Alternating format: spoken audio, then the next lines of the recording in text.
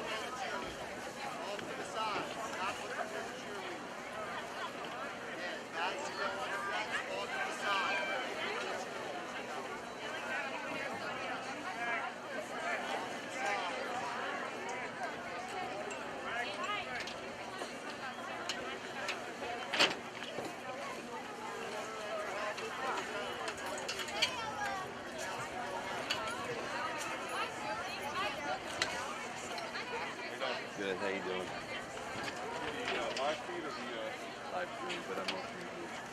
you are? I need to connect to you. For huddle? Yep. Okay. So you want to slide down here? Yo, Eric. Yeah, absolutely. Like you can still set up that stuff. Eric. We'll connect after. Eric, Yes. can I pull that plug now? No, I have to do this. Got it. Plus the upper Derby coach is probably going that side, so you're going to want to shift this way anyway. When you're done. I don't know.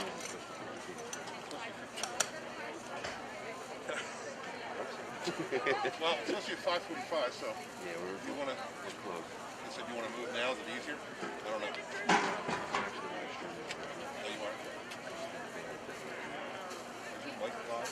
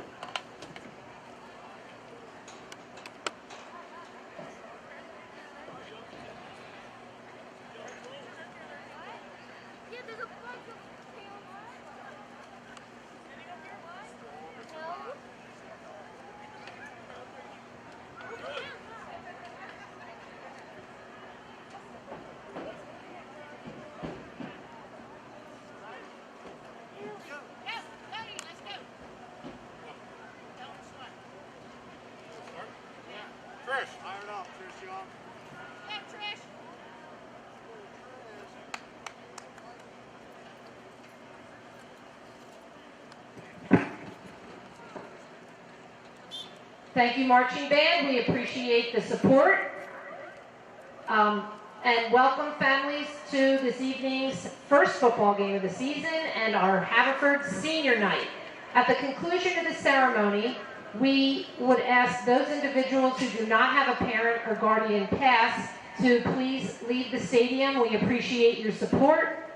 Only those individuals with parent or guardian passes or participating in the cheerleading or football game are asked to or allowed to stay at Cornog Stadium.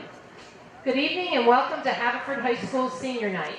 Tonight we honor the class of 2021 cheerleaders, managers, and football players, all of whom have demonstrated commitment, determination, and enthusiasm, even through the uncertainty for a fall season. As always, we would also like to recognize and thank the coaches who volunteered countless hours to ensure our players would have safe and meaningful workouts in the off-season. The passion the players and coaches have exhibited in the last 8 months during the pandemic is pure Haverford pride. This evening, please let us honor our senior cheerleaders. Alexa Rosen, escorted by her sister Marissa.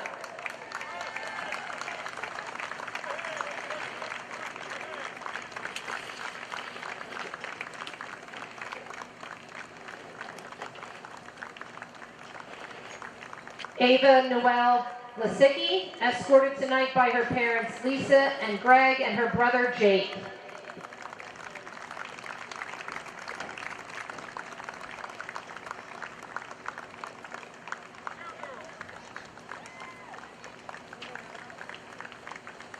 Brianna Isabel Miller, escorted by her mother Heather, dad Michael, stepdad Vince, stepmom Bern, and siblings Charlotte, Eliana, and Vinny.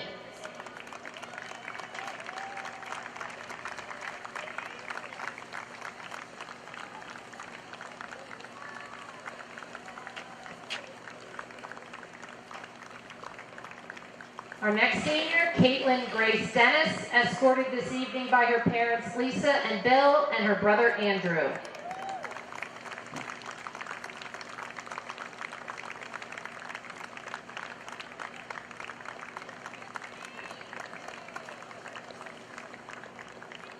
Put your hands together for our next senior cheerleader, Libby Ann Schweitzer, escorted by her parents Sharon and Tom.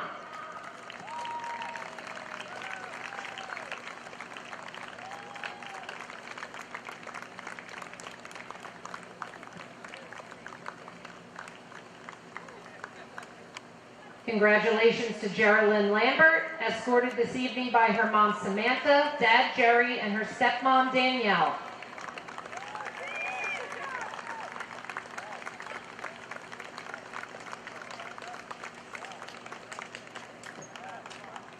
Our next senior cheerleader is Catherine Sky Newman, escorted by her parents Sandy and Chris and her brother Michael.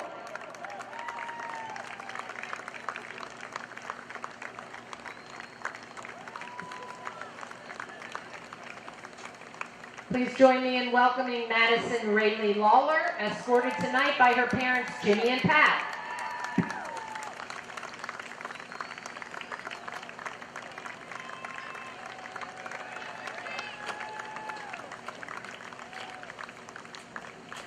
Congratulations to Madison Wilkins, escorted by her parents Debbie and Gerald.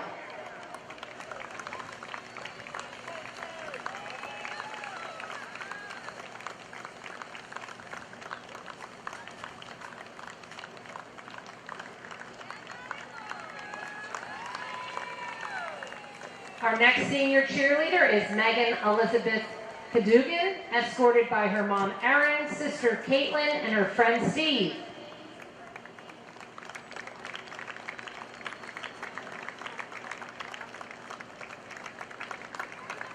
Our next senior is Sarah Sadie, escorted by her parents Sonia and Adele, brothers Nassim and Zach, and her sister Sophie.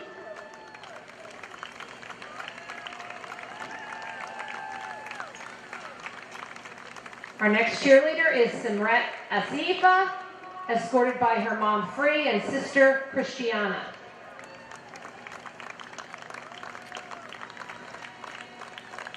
And the last senior cheerleader of the evening is Taylor Lynn Egan, and she is escorted by her mom Lindsay and her pop-pop Joe Egan.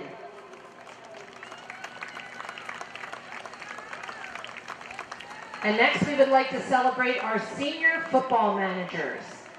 Number 98, Amy Cunningham, has been with the team for 2 years. She's escorted by her parents Vince and Miley and her siblings Samantha and Vincent.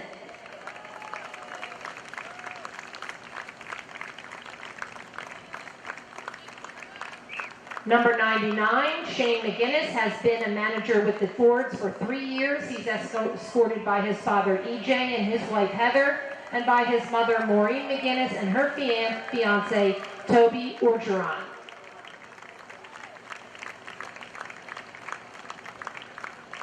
And now let's hear it for our senior Haverford football players. Number 2, Ryan Wellington, kicker and 4-year player for the Fords, escorted by his mother Chris and his brother Cole. Number 7, Danny Smith. He's a wide receiver, linebacker, and a 4-year player for the Fords. He's escorted by his parents Karen and Jerry and his brothers JT and Paul.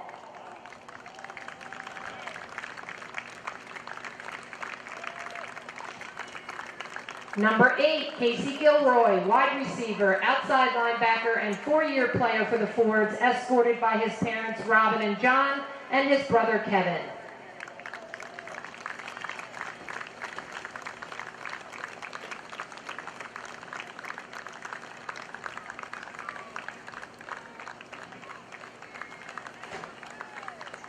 Number 13, Chris Dempsey, wide receiver, defensive end, and a 4-year player for the Fords, escorted this evening by his parents Mary and Chris and his siblings Ricky and Grace.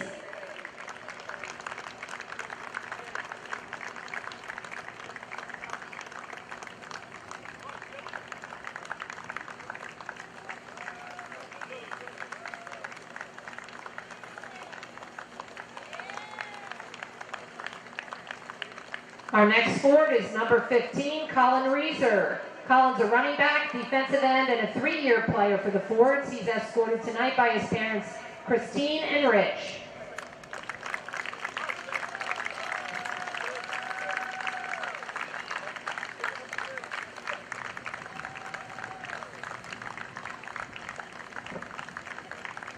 Our next forward is number 17, Jake Mariotti. Jake's a wide receiver, defensive back, and a 4-year player for the Fords. He's escorted by his parents, Kathy and Mike, and siblings Michael, Emily, and Peter.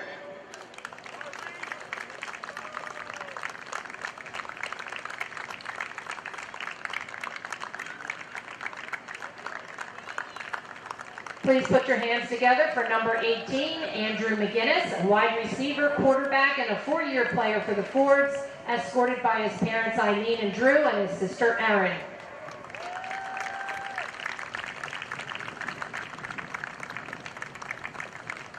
Our next forward is number 20, Jimmy Wright. Jimmy's a running back, strong safety, and a 4-year player for the Fords. He's escorted by his parents Elisa and Bud, his siblings Buddy, Tommy, and Natalie.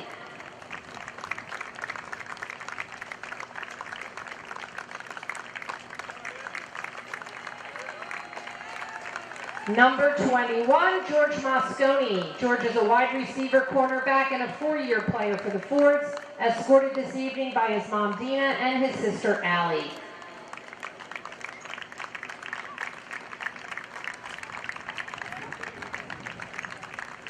Introducing number 22, Keegan Taylor, a running back, linebacker, and a 4-year player for the Fords, escorted tonight by his parents, Mary Ellen and Mike.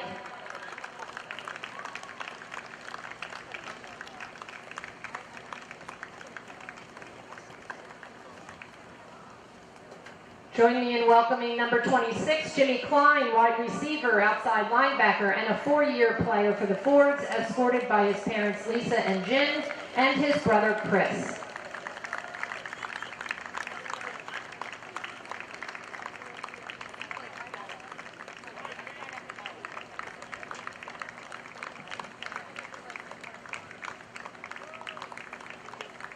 Number 29, Jackie Marciano, a running back, cornerback, and a 4-year player for the Fords, escorted tonight by his mom, Leanne, and his brother, Justin.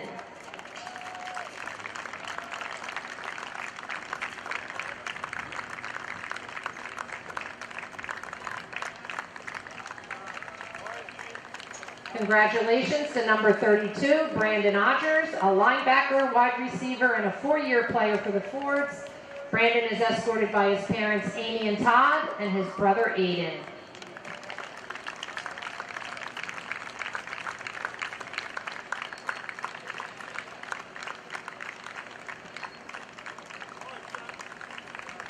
Number 33, Donnie Reimer, wide receiver, linebacker, and a 3-year player for the Fords, escorted by his parents, Jen and Don, and his siblings, Laura and Luke.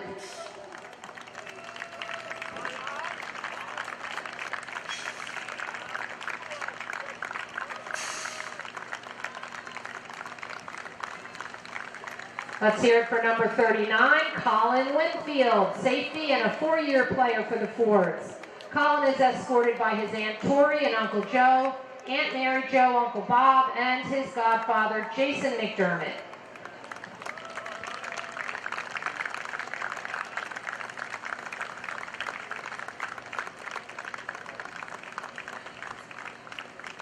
Our next senior, number 40, Will Hickson, tight end, running back, inside linebacker, and a 4-year player for the Fords. Tonight, Will is escorted by his parents, Judy and John.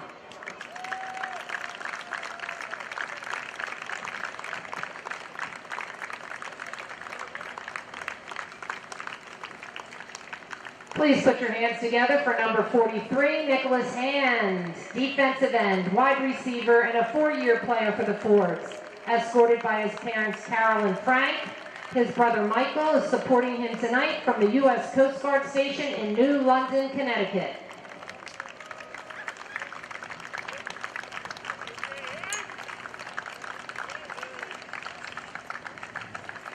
Number 44, Shane Crossan, running back, cornerback, and a 2-year player for the Fords.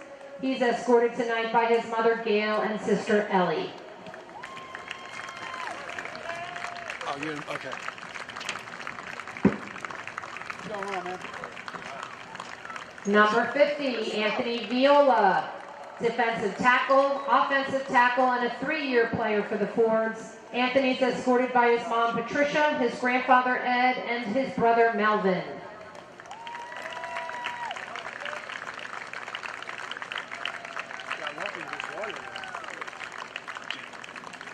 Wearing number 51, Liam Collins, a defensive tackle, a defensive end, center, and a 4-year player for the Fords, escorted by his parents, Maureen and Brian, and his siblings, Mairead and Brian.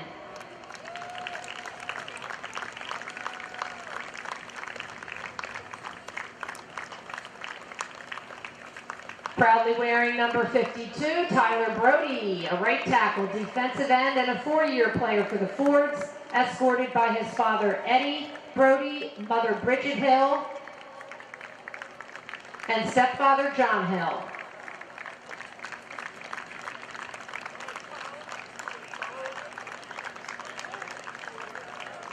Number 54, Sean Knapp, an offensive lineman, defensive lineman, and a 4-year player for the Fords.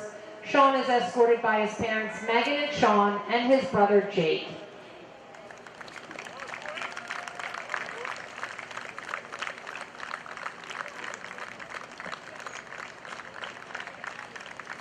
Number 55, Declan Cramsey, left tackle, defensive tackle, and a 4-year player for the Fords, escorted by his parents, Denise and Dennis, and his sister, Brenna.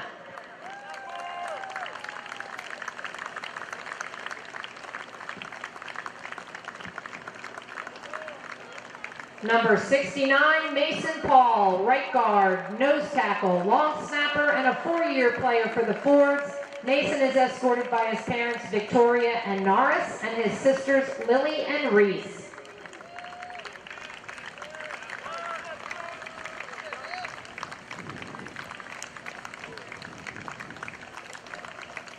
Number 72, Ryan Buckton, He's a defensive end, left tackle, and a 3-year player for the Fords. Ryan's escorted by his parents Kelly and Tom and his brother Danny.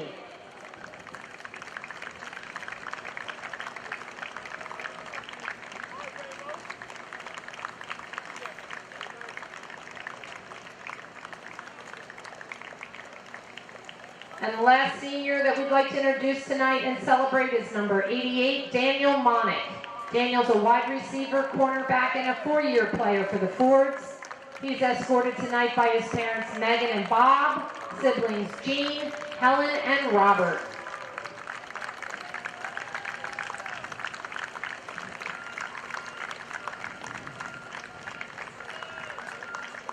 Parents, guardians, and families, thank you for coming tonight to celebrate our seniors.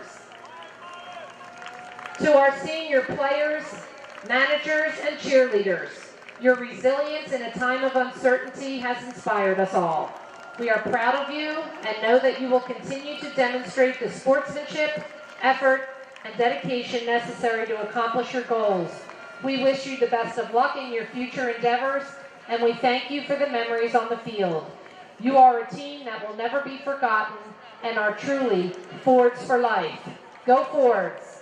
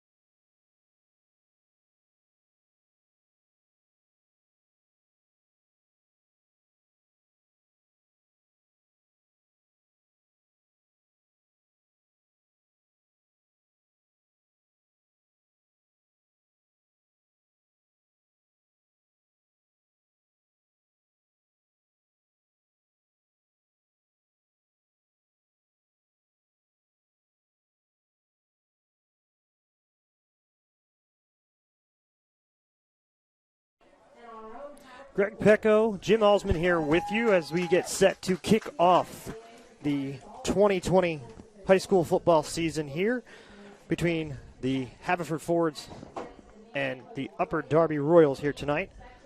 A delayed start to the season due to COVID, but hopefully tonight will be a respite for all of you out there just looking for good, clean high school football and a chance to get into this fall season as the weather starts to chill. And Jim, an exciting moment here for us. Haverford Athletics presenting this broadcast for the first time for us as well. Yeah, this is great. We've been here a bunch of times, and obviously with other Central League action with Marple, Newtown coming to visit here. So as a Havertown native now, I'm happy to lend the services of my company, the Tigers Radio Network, to my community now, and hopefully we'll keep this going into the future as well. But we're familiar with this place.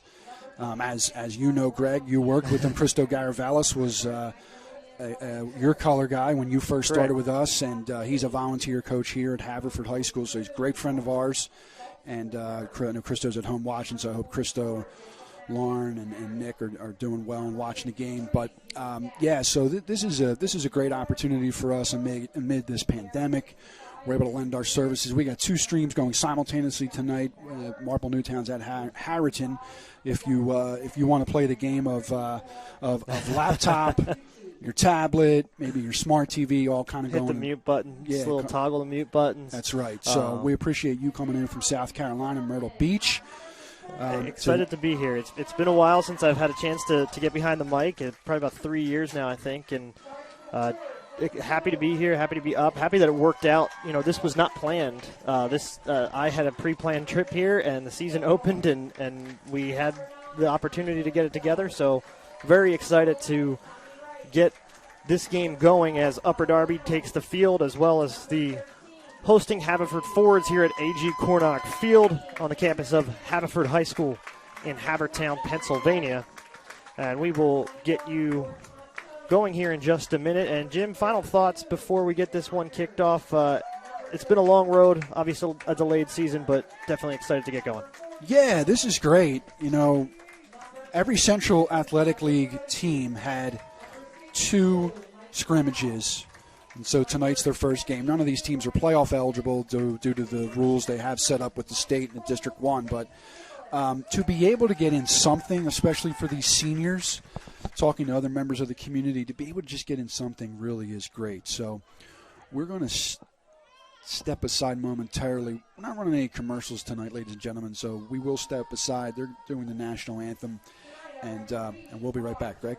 Thanks. Yep, you're listening to Haverford Football, presented by Haverford Athletics.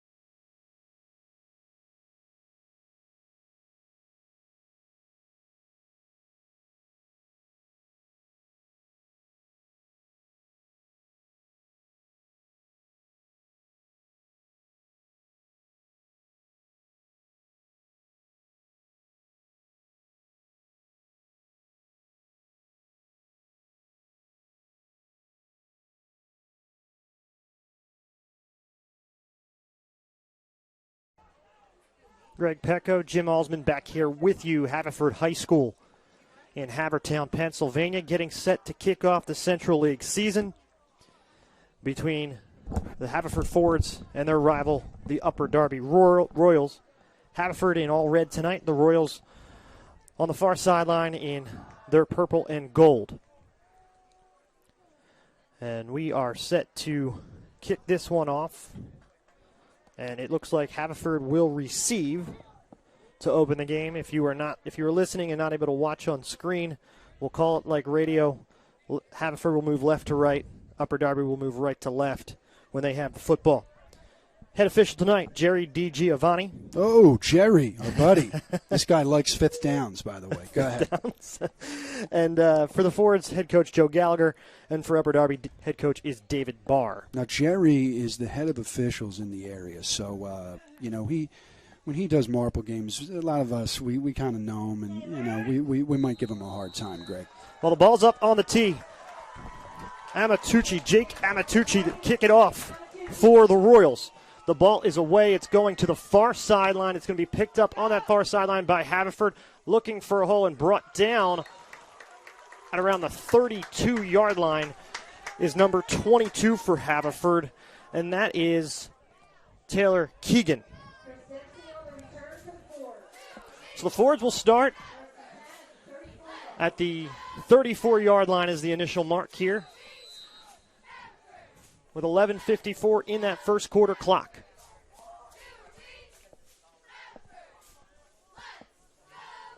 And coming out under center, number 11, Thomas Wright at quarterback for the Forwards. Out of the shotgun, two wide receivers. It's handed off up the middle, and getting past a few guys that time was number 20, James Wright. Number 44 in on the stop for Upper Darby, Greg. And number 44 for Upper Darby is Jacob Mariotti. So it'll be second down and about 6 for the Forwards. And it is right out of that shotgun again. Two receivers to the near side. Two far side. And hard count there.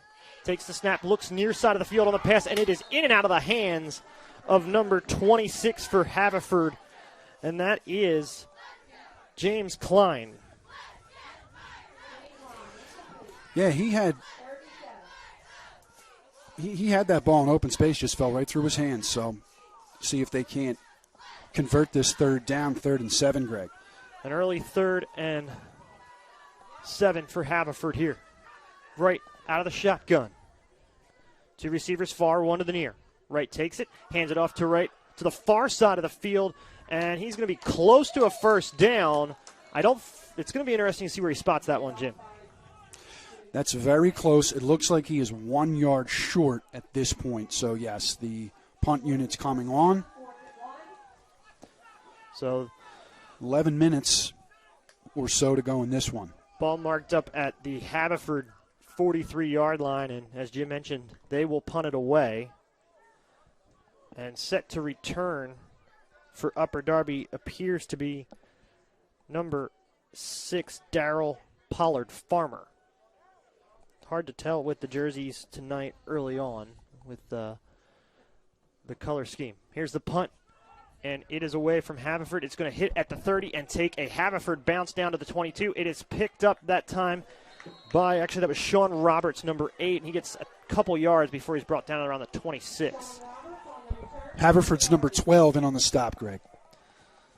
Number 12 for Haverford is Colin Reynolds.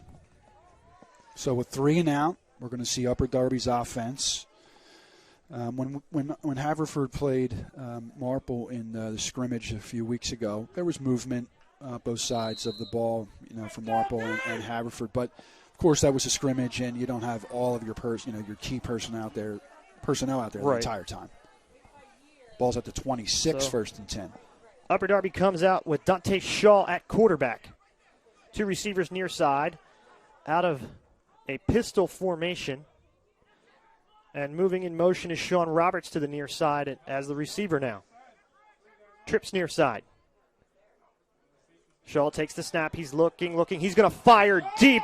And this one is intended for number 8, Roberts, but it is over the back shoulder of him, and he can't get to it. No one gets to it.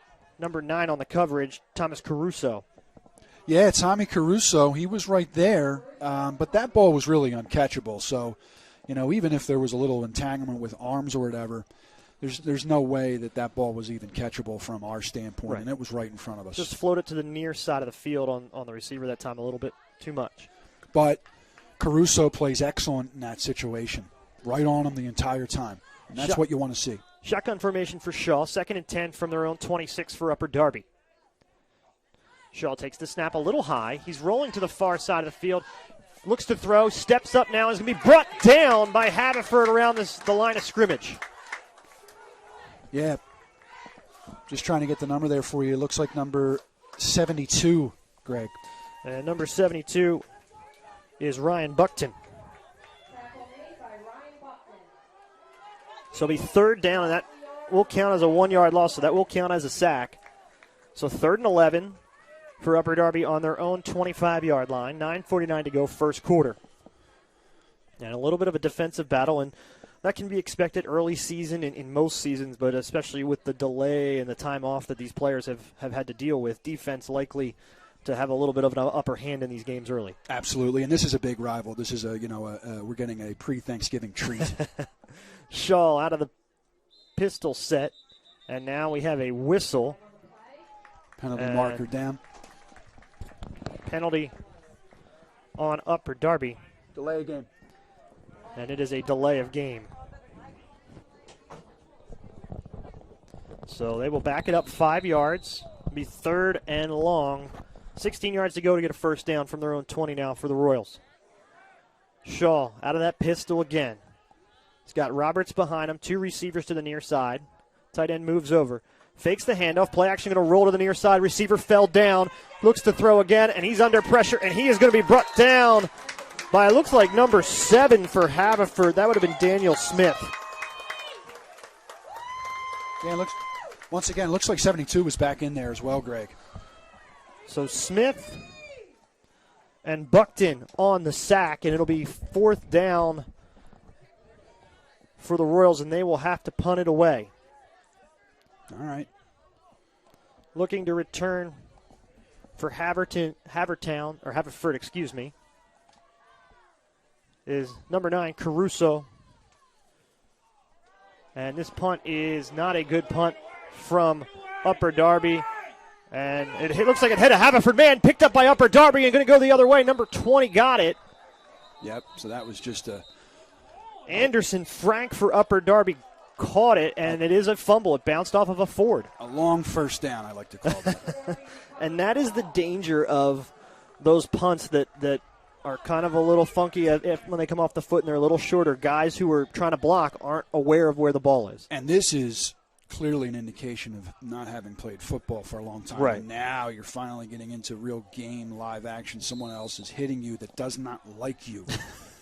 And these situations, and I guarantee, I'm not saying anything against either team, but they just don't practice special teams all that much. Right, especially when you have limited practice time. I would say the same about Marple. You know that. Well, Shaw comes back out with Upper Darby. 2 running backs with him, 1 receiver far side, 1 to the near. And Shaw hands it off to Roberts. He cuts to the near side of the field outside, and then he cuts it back up across the 40 and brought down. So that'll bring up 2nd down and about 4. Haverford's number 32, Brandon Odgers, in on the stop for the Fords. Now, those happen maybe once a year when I'm doing stats, and it's in my program. It's like it takes me 10 minutes, no matter what, to figure out the ruling. Yeah. Shaw again, 2 receivers far side. Pistol set. 2nd down and 4. Shaw takes the snap. It's a pitch to the near side to Roberts. He looks for a hole, and he's going to be brought down close to a first down at the 45-yard line. Will Hickson, number 40, in on the stop for the Fords, but they're going to pick up the first down. Still on Upper Darby's side of the field. Coach Barr dialed up a couple pass plays to start on that first before that punt turnover occurred, and now going back to the ground game. Yeah.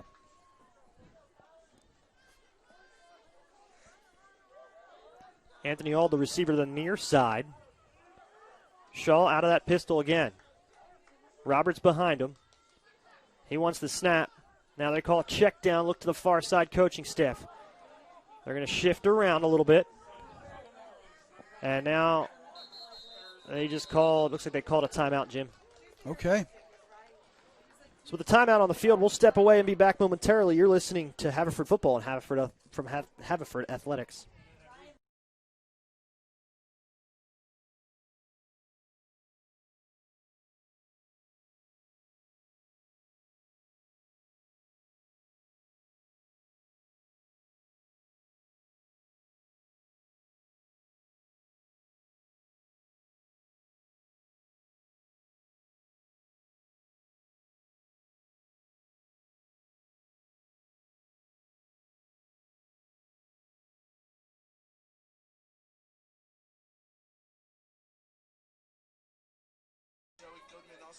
Greg Pecco, Jim Halsman back with you here. Haverford versus Upper Darby. Shaw out of that pistol again. First down from their own 45 for Upper Darby. All the near side receiver. It's going to be handed off to number, hard to tell who had the football that time, but it's a stop at the line of scrimmage. It was number 33 for Upper Darby, and that is Darian Moore. So it'll be second down and 10 after no gain on that play.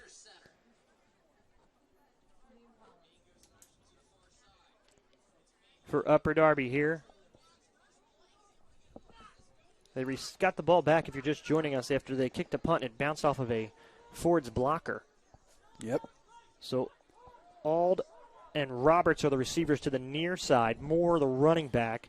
Shaw, the quarterback. It's a pitch to Moore to the near side. Haverford sniffed it out. Flag is down. Number 51 in on the stop. And number 51 for Haverford is Liam Collins. So that'll be a loss of 2 for Moore on that pitch, and we'll await the flag ruling here. Looks like they still waiting the signal from Jerry DiGiovanni. And they picked the flag up. So no flag on the play. It'll be third down and 12. Call me shocked. Even though I saw and you saw a hold, Jerry waves it off. Excellent work, Jerry. 4 wide receiver pistol set here for Shaw. Sends Roberts into the receiver motion. Now it's an empty backfield. Shaw takes the snap. He's looking. He's going to fire far side of the field. A little underthrown and defended far side out of bounds. Number 21 for Haverford, and that is George Mosconi. Played it excellent. That ball was really lofted up there for a long time, so he had the ability to get in position and knock it down, but that was a great play. So it'll be fourth down and 12. And Upper Darby has Shaw on the field. Now there's some confusion with the sideline. And I think there was some confusion with the chains for Coach Barr. I think he thought it was third down. And now they're going to bring their punt team on. They're going to change everything out here. Yeah, I think that far marker didn't get changed initially correctly on the last play, and that, I think, confused the Royals coaching staff. So Upper Darby to punt it away. Caruso to return along with James Wright. Here's the punt. This one a lot better than the last one. Going to Caruso. He's going to take it at his own 26-yard line. Looks through a hole, cuts to the far side of the field. He's got some space on that far side. Across the 50, across the 45-40, 35-30. And he's going to be knocked out of bounds around the 23-yard line. So a big return by Thomas Caruso for Haverford. Yeah, Tommy Caruso was very patient. He got that. If we had replay, we would see he got that. He really did not hit the gas pedal until he got through most of all the people he needed to get by. Then it was off to the races. It was a great play, great return, excellent job. Good blocking as well on that backside for Caruso to open that final hole up. It'll be first down and 10 for the Fords deep inside Royals territory at the 20. Wright takes the snap. It's a handoff to James Wright, far side. Finds some space over there. Dives past one tackle and then out of bounds. Looks like he's going to get about 8 yards on this carry. James Wright is the running back, number 20, and the quarterback is Thomas Wright. Just to clarify, so when you hear me say Wright, hands off to Wright. Right. Correct. Number 10, Covenant Horace on the stop.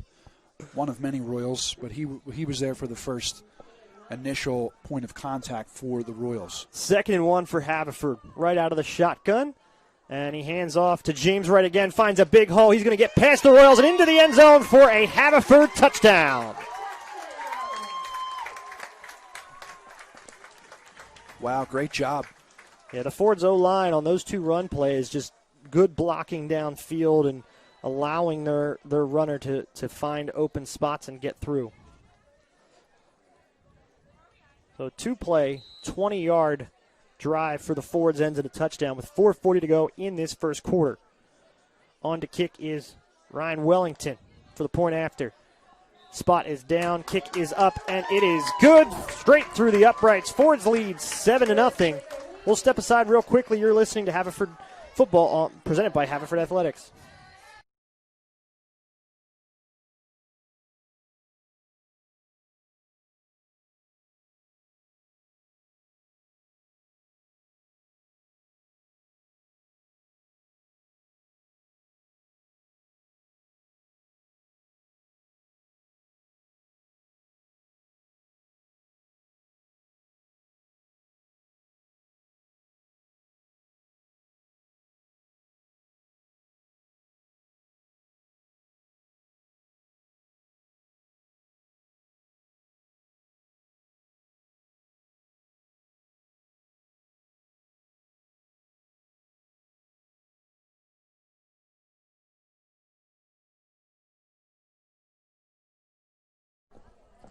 Greg Pecco, Jim Alsman back here with you. Haverford up 7-0 here, first quarter, after a 2-play, 20-yard drive capped off by a James Wright touchdown run.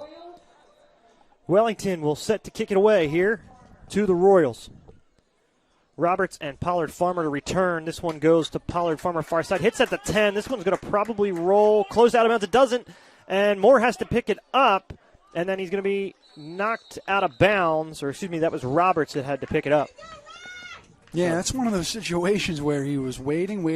Again, going back to the sort of being very patient, you're letting – a lot of the defenders are already – they're already there. So most of the people you have to get past, right, he can just run right by. But he was a little too close to the sideline, I think, to make anything happen. Yeah, that's one of those do I or don't I decisions you got to make on the fly as a live ball and the kicking team bearing down on you. Very similar to a bunt down the third baseline. And it potentially might roll foul for those still watching baseball here in late October. First down and 10 for Upper Darby from their own 12-yard line. Ball is on the far hash. Upper Darby here now a late entrant from their offensive side, a lineman. Doing a good job to get on the field there. Shaw is out of that pistol set with Roberts behind him. Mariotti, a receiver on the far side as well. It's a pitch to Roberts, far side, and he's going to go nowhere for a loss of about 6 or 7, I think. Now we're showing 20-0 on our graphic, but that's going to have to, the next time out, pay a visit Correct to the clock operator. It's I think he might have entered the last 20-yard spot into the score spot over there. Yeah. So timeout, Upper Darby. So we'll step away real quick. You're listening to Haverford Football, presented by Haverford Athletics.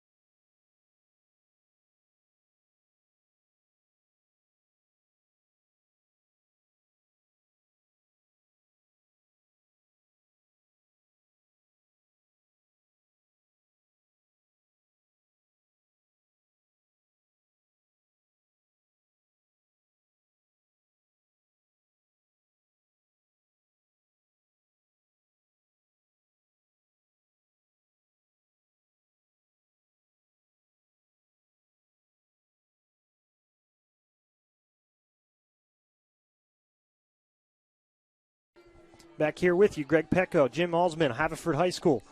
Fords on 2nd and 17, down 7-0 in the first. Shaw takes it. He's going to keep it himself, looking to find a hole, tries to shake one man, and then good backside coverage by Haverford on that run play. Yeah, that was excellent. And it was a gang of tacklers on that one. Number 58 in on the stop with the first hit for Haverford. James Denman is number 58. So another 3rd and long for Upper Darby at their own 6 here with 3:30 to go in the first quarter. They are down 7-0, having a little trouble with the ticker at the moment, the score ticker. So it is not 20-0 yet at this point. Not yet. Shaw out of that shotgun. He's got more next to him. 4 receivers. Shaw looking. He's going to fire deep. This one is a cannon near side, and it's going to be intercepted far side of the field by Haverford. That is number 21.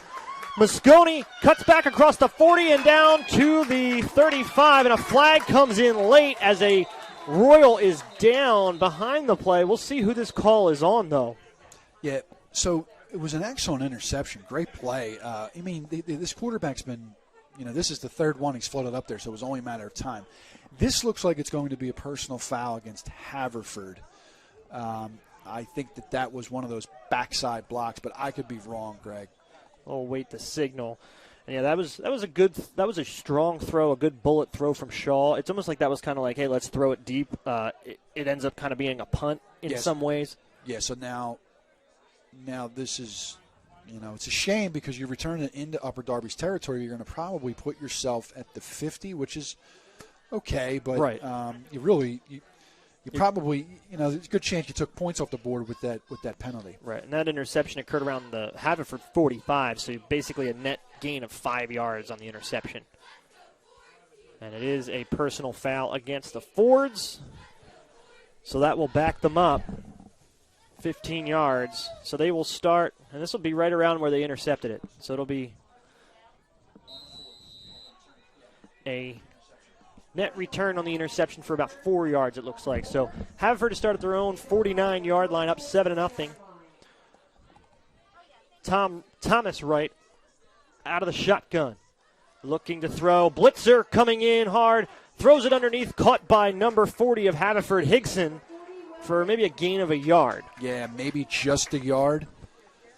Upper Darby's number 53, Stephen Getz. So it'll be 2nd down and 8 for Haverford. Or 2nd and 7, excuse me, at the 48 of the Royals.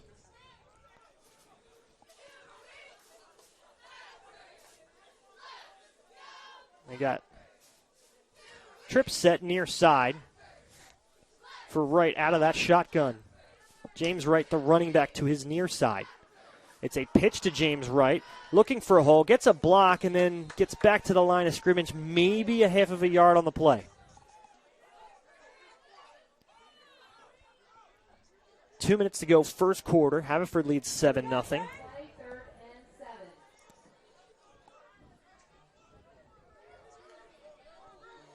So it'll be 3rd and 7 for the Fords. Under 2 minutes, again, we're still there's still some clock issues, so 3rd and 7, under 2 minutes, 1:38, 1:37, 1:36 as the clock ticks. Caruso out of that shotgun. Takes the snap. It's another handoff to Wright. He's hitting the backfield and struggles to get back to the line of scrimmage. That'll bring up 4th down. Good job by the Royals. Yeah, that interception, returned 15 yards into Upper Darby's territory. Penalty sort of took the momentum out of that great play, and they've only been able to get 2 yards into Upper Darby's territory. So 4th and 7 at the Royals 48, 1 minute and counting in the first quarter. So Thomas Caruso, who had that big return earlier in the quarter, set to punt it away. Roberts to return for the Royals. Caruso, this one is a low spinner, hits at the 25, picked up by Roberts. He's going to run far side of the field. There's a flag down on the backside of the play. Roberts is still up, but this one is going to come back no matter where he ends up, as that's going to be either a hold or a block in the back. Yeah. All right, so clock's back to normal now. You're going to see two graphics. Go on the bottom one. The top one is giving us some problems from the scoreboard. So anyway. So the Royals will start with 31.7 to go in the first quarter. They'll start from their own. Oh, and this is going to be another personal foul. Another personal foul, but this time against Upper Darby. So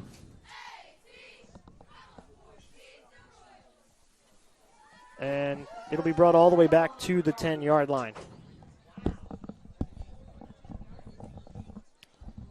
So that's likely a clipping call or something in that realm of things that they saw. Yeah, the personal fouls, sometimes the referee will just call the personal foul and not the extra mechanic that you would typically see, depending on what specifically it is. They just call the personal foul. But, yeah, on a return, you're absolutely correct. Shaw comes out with the Royals offense. Two running backs in that backfield in that pistol set, and now we have a false start, it looks like. Yep, false start on number 54 of the Royals. Wanted to get going a little early there. So that'll back the Royals up even more. And that's kind of what's hurt them here in this first quarter. Just early season rust. Shaw out of that shotgun again. Takes the snap. He hands it off to Roberts. To Moore that time. And he gets a couple yards. And this will likely bring us to the end of this first quarter as we're at 20 seconds. We'll see if the Royals hurry up or if they go to the sideline to draw up a play. And 12 seconds left in the quarter. Shaw's on that sideline. And I think that'll be the end of this first quarter. So we'll step aside briefly. You're listening to Ford's Football presented by Haverford Athletics.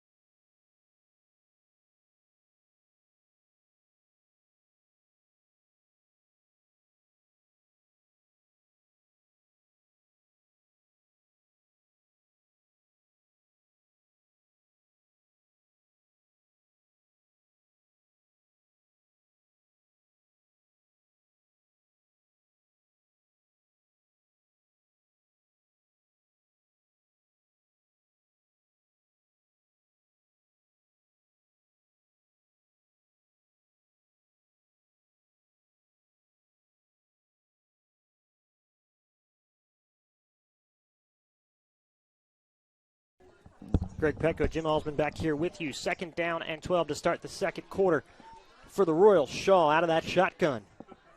Takes it. Going to come to the near side. This is a QB keeper design play. Makes a spin move. Looks like he's going to pick up maybe 2 yards for the Royals to bring up 3rd down and about 9.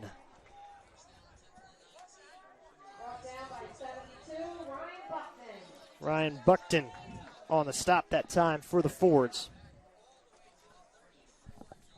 7-0 lead for Haverford in this opening game of Central League action. Once again, that bottom graphic, for those of you watching, is the correct one. Shaw out of that shotgun. Roberts out of the running back position. Shaw looking to throw. He's going to fire near side. And it is intercepted again by Haverford. Did he stay in? They say he did. Number 21. And that is number 21, George Mosconi. 2nd interception for him. That's and you know, Greg, they seem to keep going back to this play and floating it up there. They need to seriously consider just keeping it at 20, 25 yards tops. Right. For this QB to give him some success. That's like the third or fourth back shoulder throw they've attempted down the sideline, and Haverford has defended it beautifully every time. Yeah. I mean, that's a Hail Mary ball when you're only, you're down 7-0. This is not, so right. Forcing that is no need at this point. And Shaw is a sophomore at quarterback, so a younger player trying to get some experience under his belt.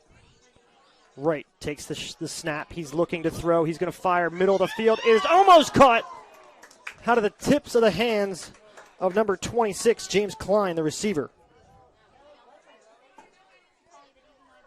Yeah, I'm trying to.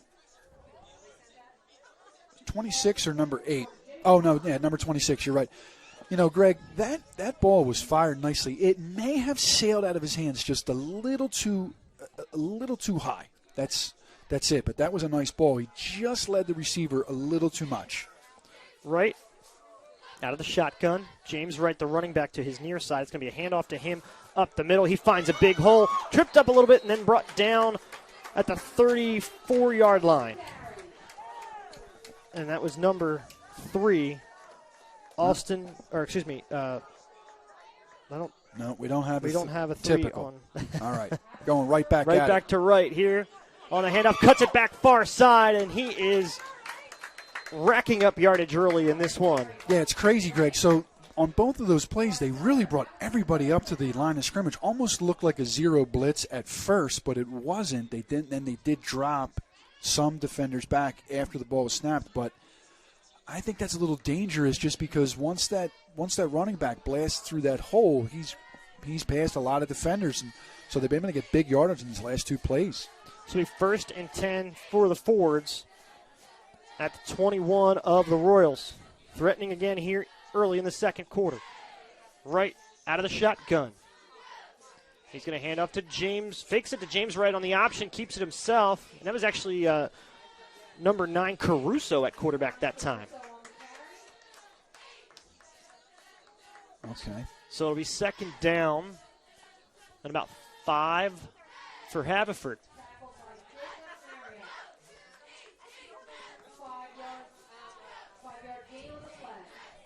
$7-0 lead for the Fords, 9:45 to go in the first half. Caruso at quarterback now. Wright, the running back. And we're going to have encroachment on Upper Darby as they got him to move, but we'll await the official signet. And it is encroachment, so this will be close to a first down for the Fords as they move ever deeper into Royals territory.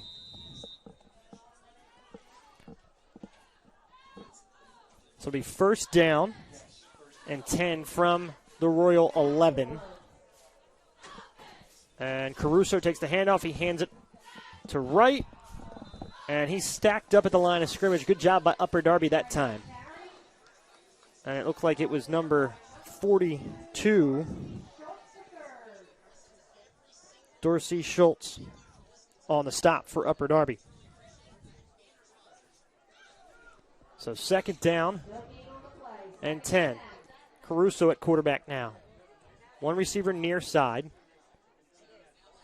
And Caruso takes it. He hands it off to Wright. He finds a hole. He picks his way through, breaks past one tackle and into the end zone. Touchdown, Haverford.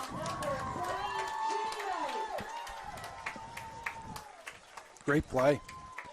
Well designed, well blocked, and just one stiff arm to beat the final man there that time. So Wellington will come on for the point after with 8:39 to go in this first half. Haverford is a little confusion here from the Fords, looking for one extra blocker. And again, our early season. And here's the snap. Hold is down. Kick is up. And it is through. 14-0 Fords. 8:39 to go in the half. You're listening to Fords Football, presented by Haverford Athletics.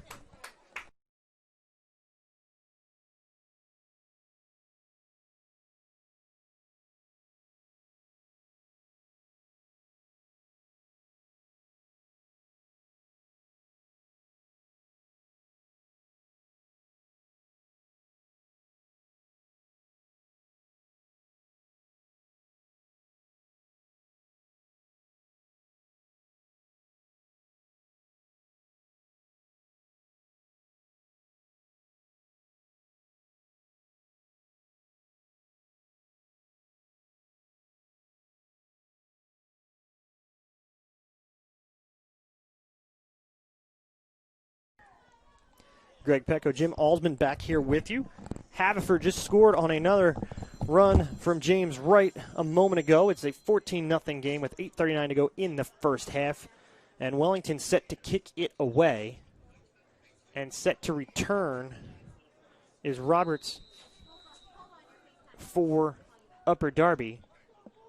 Here's the kick from Wellington. It is kicked to the near side, and it is dropped by number 21, Anderson Frank. He picks it up, or 27, excuse me. He breaks away. He's across the 40. He's got no one in front of him now. Across the 40, 35, 30, 25, and tripped up at the 22-yard line. That is number 27, Carlos Rodriguez for Upper Darby. And a big spark for the Royals. That was really nice. Seeing some good special teams play. Yeah. That has been the big factor early in this one. Are two big returns from both teams at this point.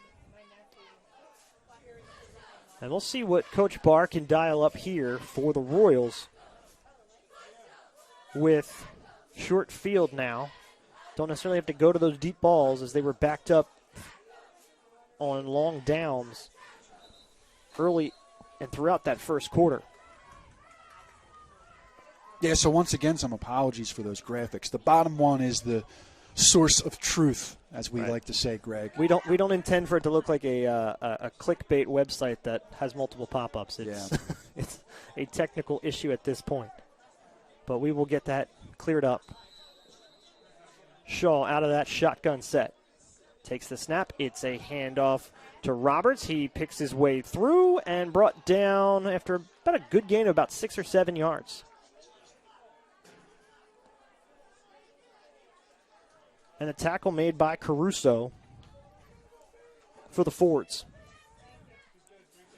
Shaw now quickly back out in that shotgun position. And we have a timeout called by Haverford as they were trying to get a man off the field before a penalty. So we'll step aside.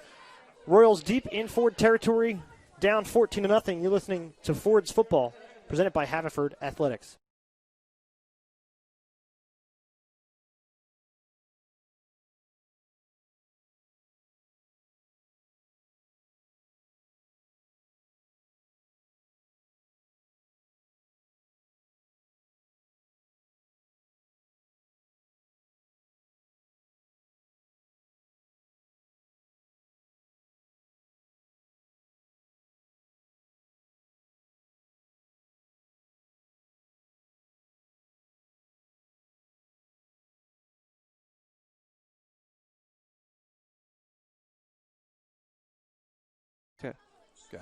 Greg Pecco, Jim Alsman back here with you. Haverford High School. Fords versus the Royals. Central League rivalry. And the Fords lead 14-0 here midway through the second quarter. And now the Royals are threatening, though, after a big return by Carlos Rodriguez on the kickoff. 2nd and 4 as we wait to come officially out of the timeout. Both teams are ready. Just under 8 minutes, 7:59 in the second. That lower scoreboard is the correct one. The top scoreboard is something we are working on. Shaw takes the snap quickly, hands it off to Roberts, and tries to find a hole, slips through. Looks like the ball came out there, Jim. Looks like it was close to coming out, but he might have corralled it back in.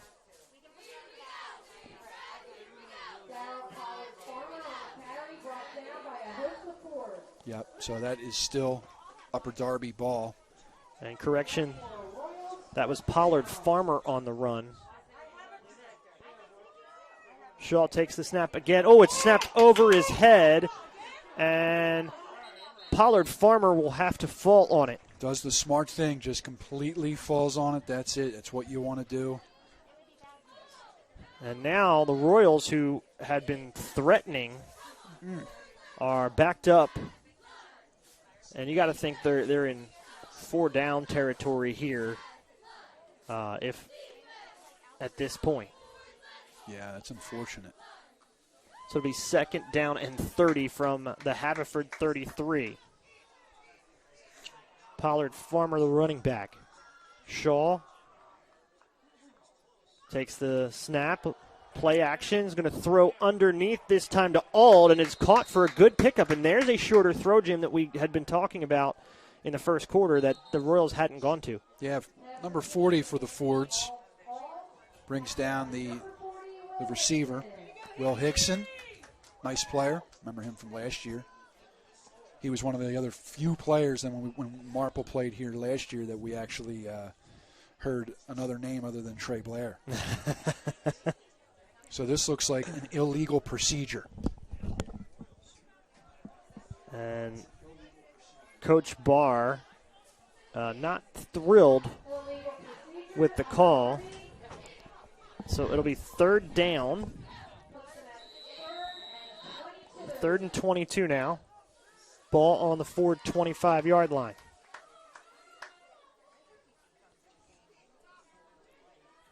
.65 degrees in Havertown, Greg. Beautiful night. Lucked out with this weather. Absolutely. Late October. Fall in the air, but not freezing, as we've had sometimes at this point in the year. Here's a snap to Shaw. He's going to look to throw.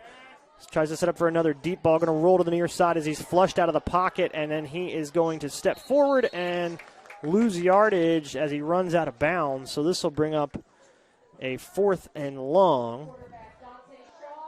And a young quarterback like that, you're going to bring him to the sideline and say, hey, just throw that one out of bounds. You're out of the pocket. Just let her loose. Yeah.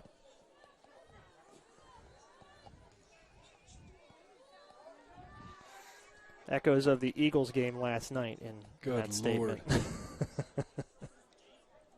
Good Lord, Greg. 6:12 to go in this second quarter. 14-0 lead for the Fords, and this is 4th and 28. Freddie Mitchell will not be making an appearance in this one.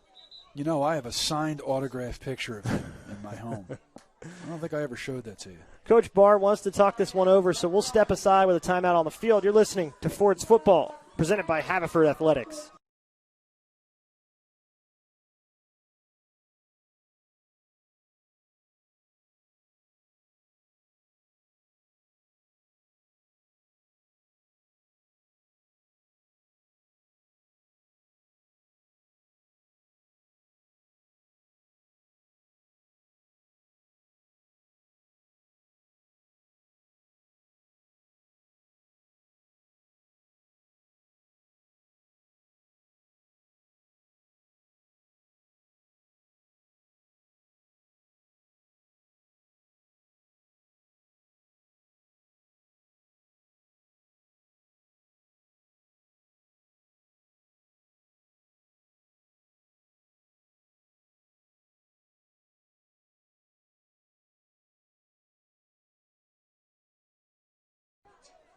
Greg Pecco, Jim Alsman back here with you. 4th and 28 for the Royals.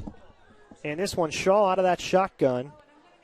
And you got to figure they're going to take a shot at the end zone if they can. He does. He just throws it up. This one's deep. Going to catch it. Oh, in and out of his hands. He wanted a call. Was number 8, Sean Roberts of the Royals. And he potentially could have got one there. It was close. But that was a good shot that the Royals had to take. Yeah, they're going to, we're going to continue to see this all night, obviously. There obviously is something they're seeing in the Ford's coverage that's conducive to telling them to try it again, go back to it. We're going to, and let's face it, those are the types of plays, Greg, as you know, you hit a couple of them, and that changes the game. Yeah. 6:04, Haverford takes over on downs at their own 31-yard line. And Caruso at quarterback. And in motion is right. It is a handoff to right. He goes far side, finds a big hole, spins off one man, brought down 2 yards shy of that first down around the 38, 39-yard line. We'll look for the official spot. All right. Officially an 8-yard gain. 14-0. 14-0 here in Havertown. Caruso out of that shotgun again. One wide receiver to the far side. He takes the snap. It's a handoff to right, and he is corralled in the backfield by a few of the Upper Darby linemen, and that looks like number 10 for Upper Darby, Covenant Horace. was the initial tackler. It'll be 3rd and less than a yard for the Fords. And it's been a healthy dose of Jimmy Wright early in this one for Haverford.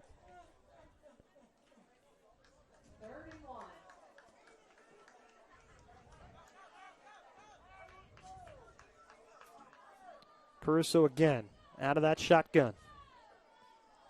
They've run the option a few times in this one already. See what they do here. Now it's a handoff to right far side. He's got a hole. He's got the first down, and then brought down far side around the 44-yard line. Covenant Harris in again on that stop.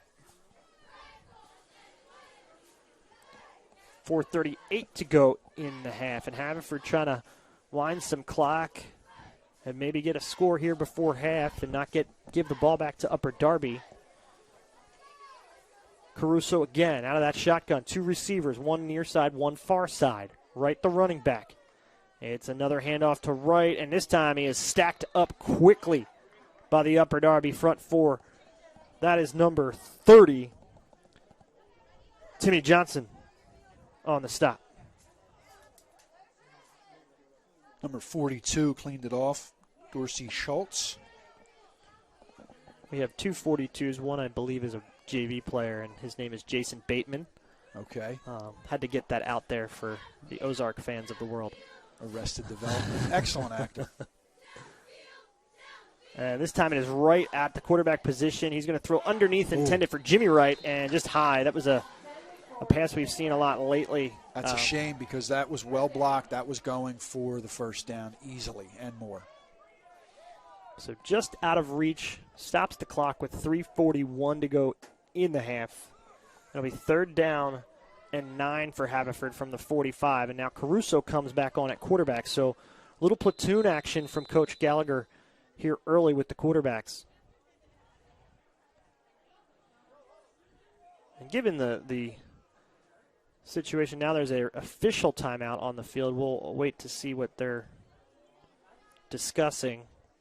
But not a bad idea from Coach Gallagher, given the implications of this season and it being a league-contained year, I guess is a way to put it, with the COVID implications and the COVID restrictions.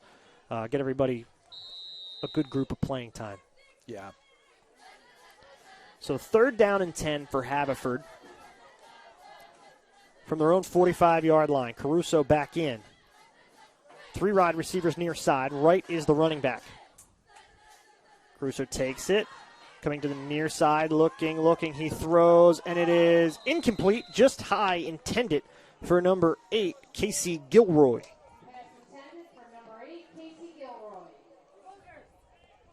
So Caruso will stay on to punt now for the Fords with 3:35 to go.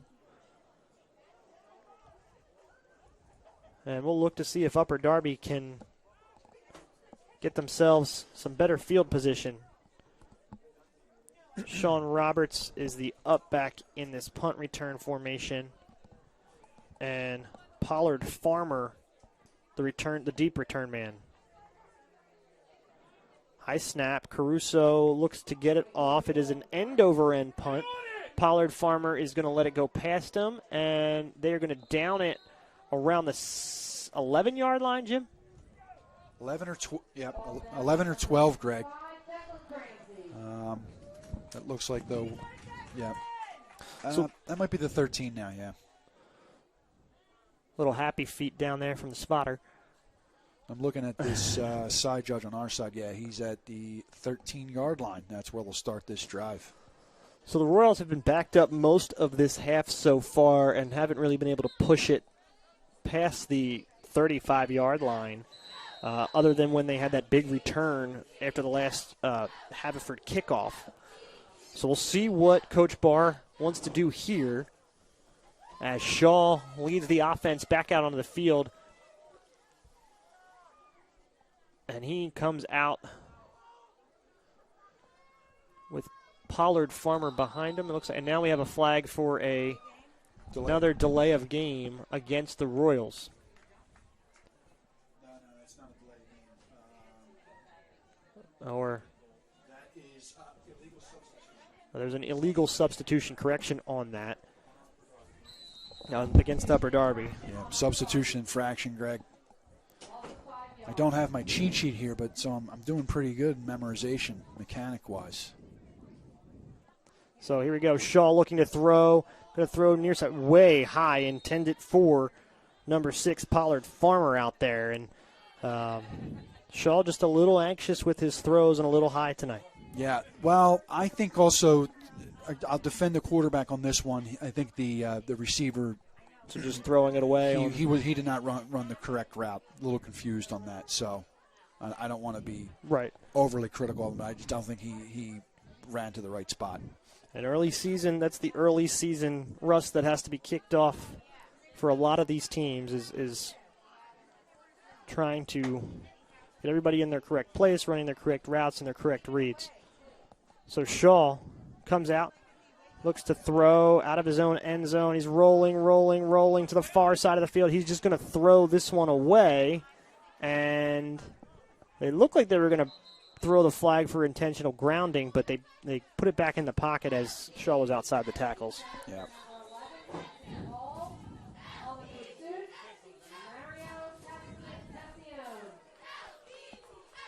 So that'll bring up 3rd and 15 for the Royals here.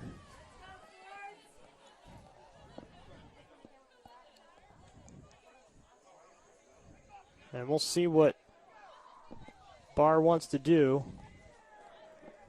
And they did call. So they did call an intentional grounding. I never saw a flag come out.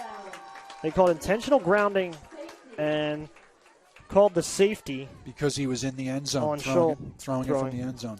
Number 70 had excellent pressure for Haverford on that play.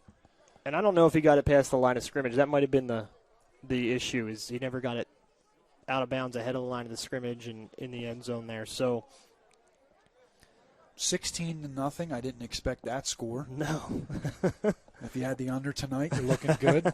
Entertainment purposes only. That's right. So 3:06 to go as the teams reset here after the safety. And Haverford will get the ball back with a chance to add some points before they go into the half. Now Upper Darby kicked off to start the game, so they will receive to start that second half. So that's where those implications stand at the moment. And we will await the kickoff here from Jake Amatucci.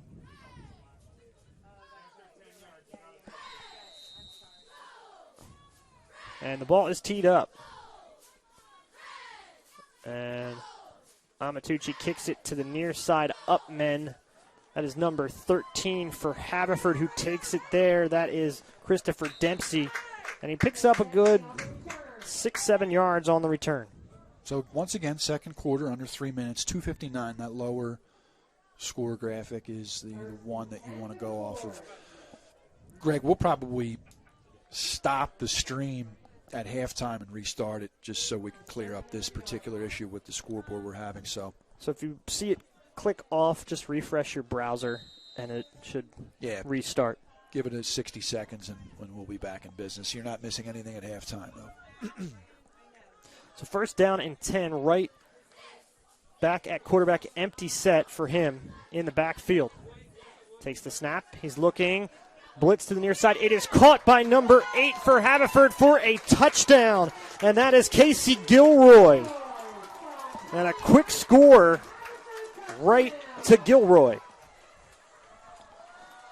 Yeah, that was nice. That was that one play that they had before, and they hit it. They made the connection. That was great. And that time Upper Darby brought some corners on a blitz, so you kind of have one-on-one coverage, and if a man gets free, it's all but open field in front. And Wellington, the kick is up and good. That makes it 23-0. Fords, you're listening to Fords Football, presented by Haverford Athletics.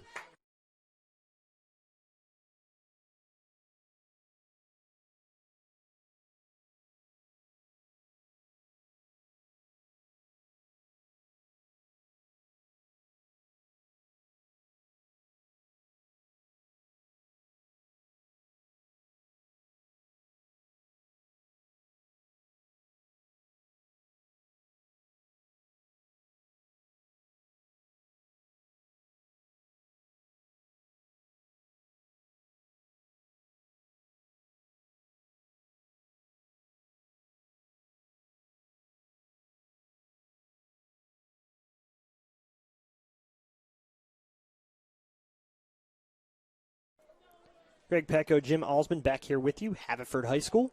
Forwards versus the Royals.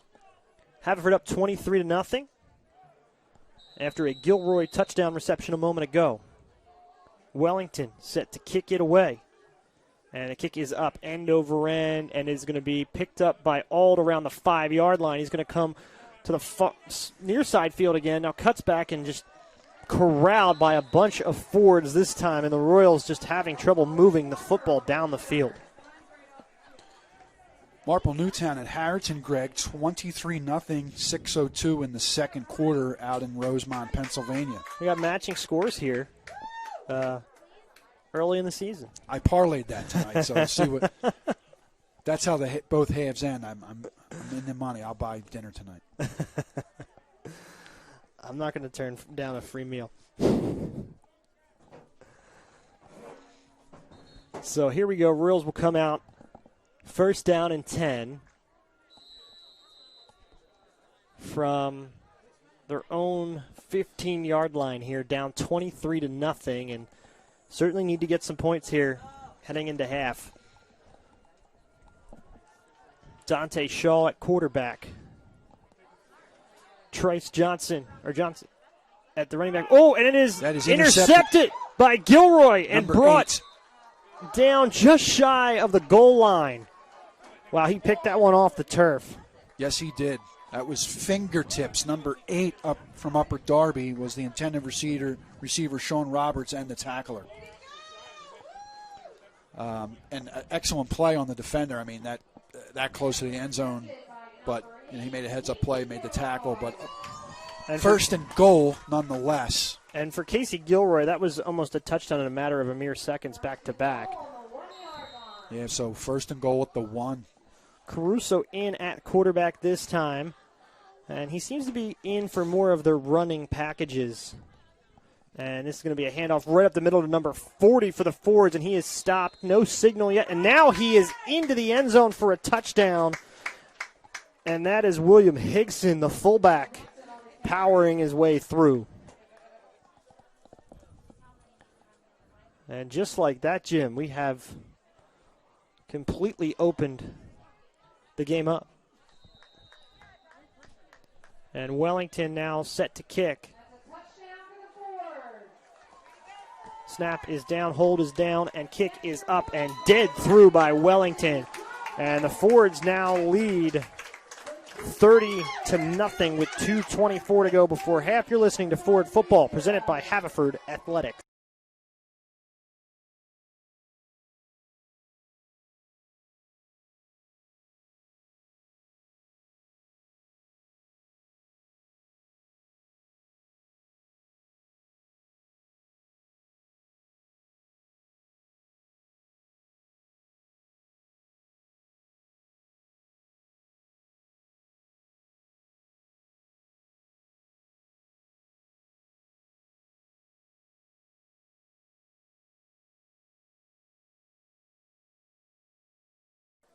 Greg Pecco, Jim Alsman back here with you after another Haverford touchdown. William Higson on the 1-yard run after the Gilroy interception set them up on the doorstep.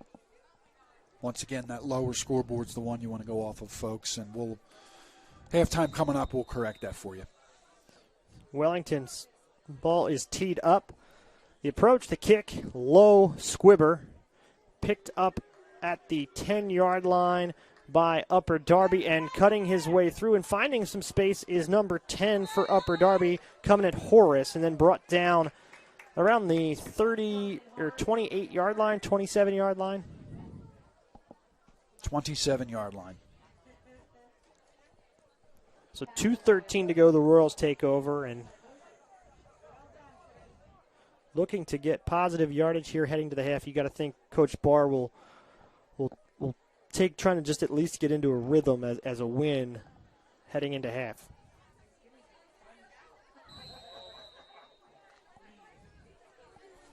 So here comes the Royals offense back out. First down and 10 from their own 26-yard line is the official spot. Johnson Trice in at running back. Shaw the quarterback. 2 receivers near, 1 to the far. It's a quick screen pass this time to number 6 of Upper Darby, and they pick up good yardage that time, and that was Pollard Farmer on the reception. Colin Reynolds, number 12, first Ford in on the stop. Coach Barr running a bit of a hurry up now with Shaw. Pollard Farmer, the receiver, to the near side. Johnson Trice in at running back. 2 receivers far side. Bumbles the snap, does Shaw. Runs to the far side of the field. He's going to pick up some good yardage this time. Cuts back, gets the first down across the 40, breaks another tackle, and brought down at the 42. And sometimes that can happen when you fumble a snap. It kind of freezes the defense. Number 40, Will Hickson. And on the stop for Haverford, but nonetheless, a first down for the Royals, Greg. 127, 126, 125. I believe they only have 1 timeout left. Shaw takes the snap. Rolls to the near side. He's looking to throw. He's going to fire off his back foot, and it is nearly picked off again by number 21, George Mosconi. That would have been his 3rd of the game.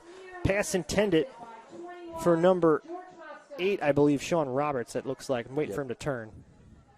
Sean Roberts, I'm grateful for. I'm sorry, that's Pollard Farmer. Pollard Farmer. So grateful for these both uniforms, the except when they're standing perpendicular to us. But yeah. We can see these numbers. There was a time, Greg, with Upper Darby.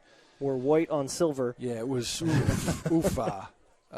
As a PA announcer, it doesn't matter how many spotters I have, it's just not going to happen. Harriton, same thing. They're uniforms, but these uniforms are always very, very distinct. Right.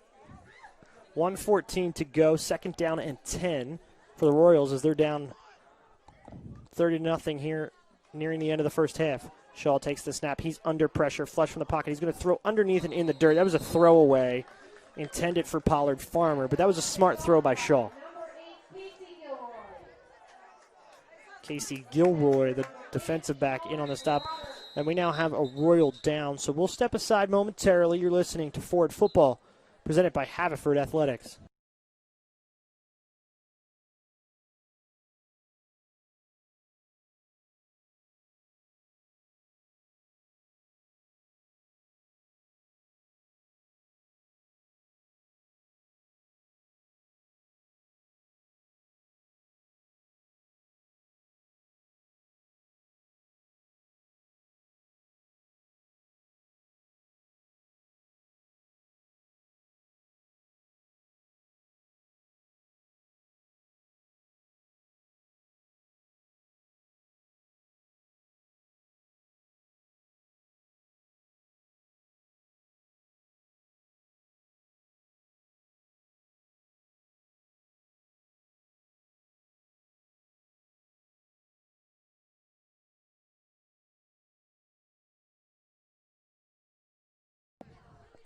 Greg Pecco, Jim Alsman back here with you.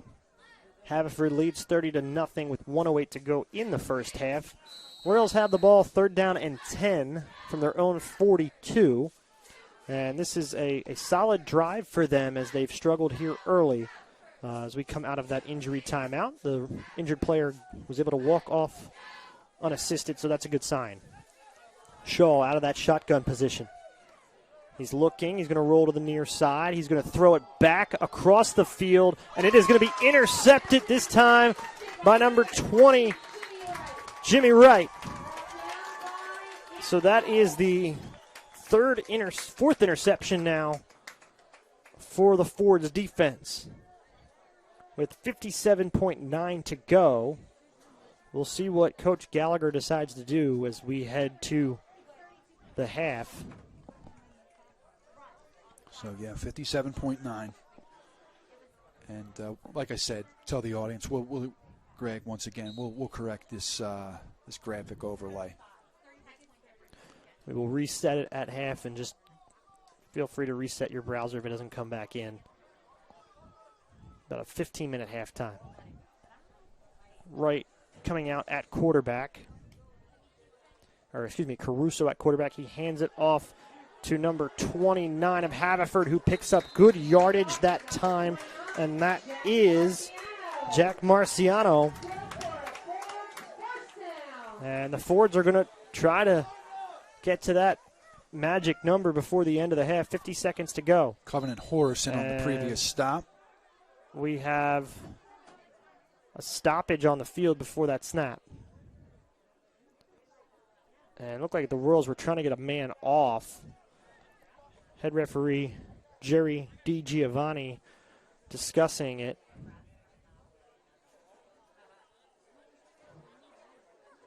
And not familiar with that signal that he just gave. I don't know if it was just a matter of making sure everybody was in place. Yeah, okay. First down and 10 here. Caruso at quarterback, and they get the Royals to jump. And it is encroachment on Upper Darby with 46 seconds to go, and the Fords with a 30-0 lead. First down from their own 43. Clock winds now, and Fords just come out in their passing formation here. Caruso takes the snap. It is a option, and Caruso keeps it, and he picks up a good 5 yards, close to that first down that time, and now a timeout called by Haverford. We'll step away briefly. You're listening to Fords Football, presented by Haverford Athletics.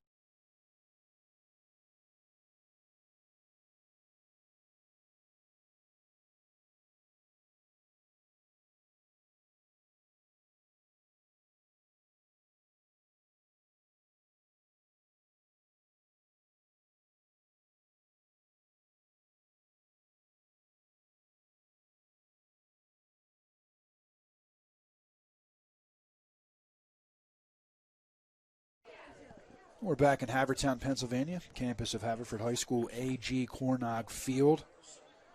And, Greg, I got some folks watching and listening. Mike Willard from Marple Newtown, former assistant coach. Hope Mike's doing well. Maura McAndrews, who's a co-worker of mine at Villanova, her and her family watching, so I hope they're well. Well, we are happy to be bringing football to you after this season was in doubt early in the fall. Caruso takes the snap on 2nd and 1. He fires down the middle. It is caught by number 13 of Haverford, Christopher Dempsey, and he is brought down at the 10, and that was a beautifully placed football. Darryl Pollard Farmer stops what would have been 6 points, Greg, but that, again, the first time we saw that pass from Haverford sailed, the quarterback sailed a little bit. He's been hitting it very nicely now. You know they'll be going back to that play in the second half. 10 seconds left. We'll keep it here through this timeout, and that was a well-thrown ball. The wind is starting to pick up out there. It is getting a little cooler, but I think the teams are kind of settling in a little bit better. The nerves and the rust is coming off, and I think you're going to see a little bit crisper football from both sides as we head to that second half. Yeah, now, this is interesting. You got 10 seconds. You probably have 2 cracks before you got to throw the field goal unit out there. Coach Gallagher, he's conservative. I don't really know too much how his assistants would play this, but they're going to come away with points. Now, they're going to want the 6. They want this clock running in the second half. Correct. That is 35 is that magic number to keep a running clock going in that second half. 1st and 10 from the 11.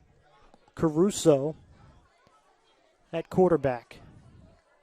Marciano, the running back. Caruso looks. He's going to fire. Intended for Gilroy. Just out of reach.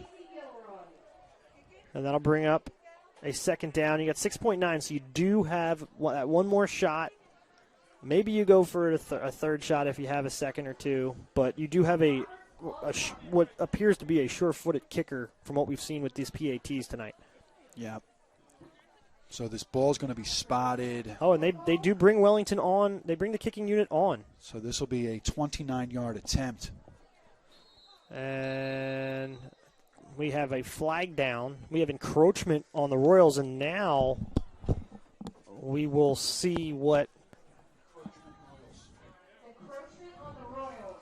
So they are going to leave Wellington on the field to kick with 5.9 to go. Very interesting. So now 24. 24-yard attempt. There's a snap. Hold is good. Kick is up, and it is through. Wellington hits it, and it'll be a 33-0 score as the clock heads to the half. A little home cooking on the clock, but okay, it did expire. And we have Coach Barr asking about time. I knew that he would. Yeah. I would say if that was at 3 seconds, yes, but that was, what was it, about 5 when he kicked it? Yeah.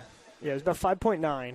It's a bad look. Now, the clock operator here tonight is not the normal clock operator. I doubt they're going to put this time back on. And to his defense, I didn't see any officials on the field make any signal to stop it. Well, you know my feelings on this. So right. For folks watching at home, really the clock operator, unlike in basketball, the clock operator here, there's an official on the field who keeps the clock. Now, you can't compare this to Saturday afternoon or Sunday afternoon. That's completely different. They have control centers that watch all this. And even those officials, in the NFL mess up. But what happens here is there should be an official keeping the clock. But really what happens is they fall to the clock operator here. And the clock probably should have stopped once it went through the uprights. And we'd probably have a bigger issue if it was not a margin that we currently see on that scoreboard of 33-0. That. So with that, we will take a short break here. We're going to reset our broadcast to get our Chiron set up correctly and our ticker set up correctly, and we'll be back momentarily. If your broadcast does drop out, just refresh your browser in about 5 minutes, and it all should be good. Greg Pecco, Jim Alsman here with you. You're listening to Haverford Football, presented by Haverford Athletics.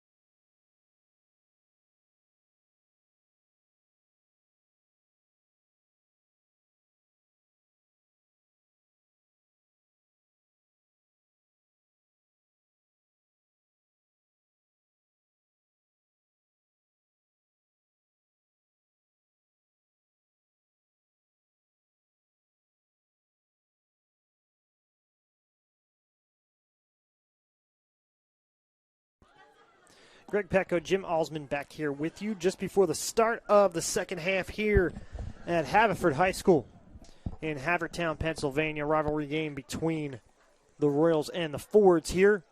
33-0 lead for those Fords, and it has been basically the Wright and Gilroy show so far on both sides of the field, and 4 interceptions for the Fords in that first half helped set up that 33-point score right now, Jim.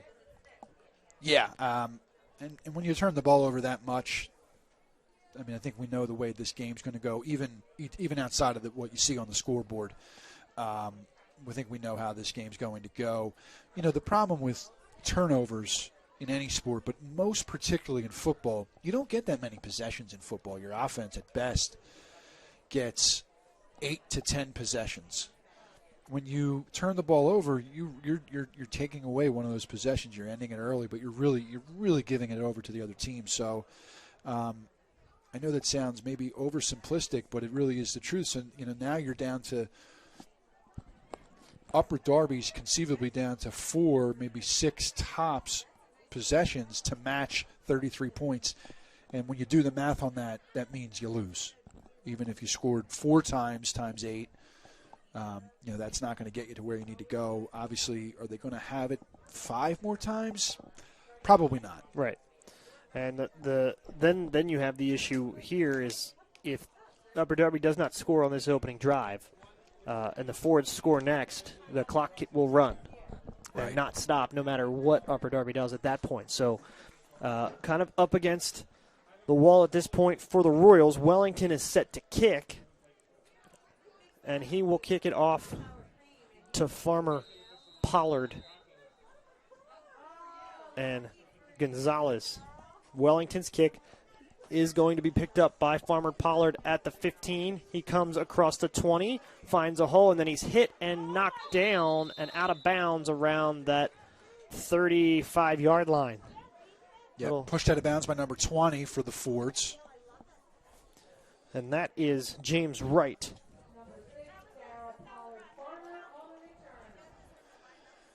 If you're watching from home, you can stream this on Periscope at Delco Varsity Sports. It's also available, you may be watching on the Haverford Athletics YouTube channel.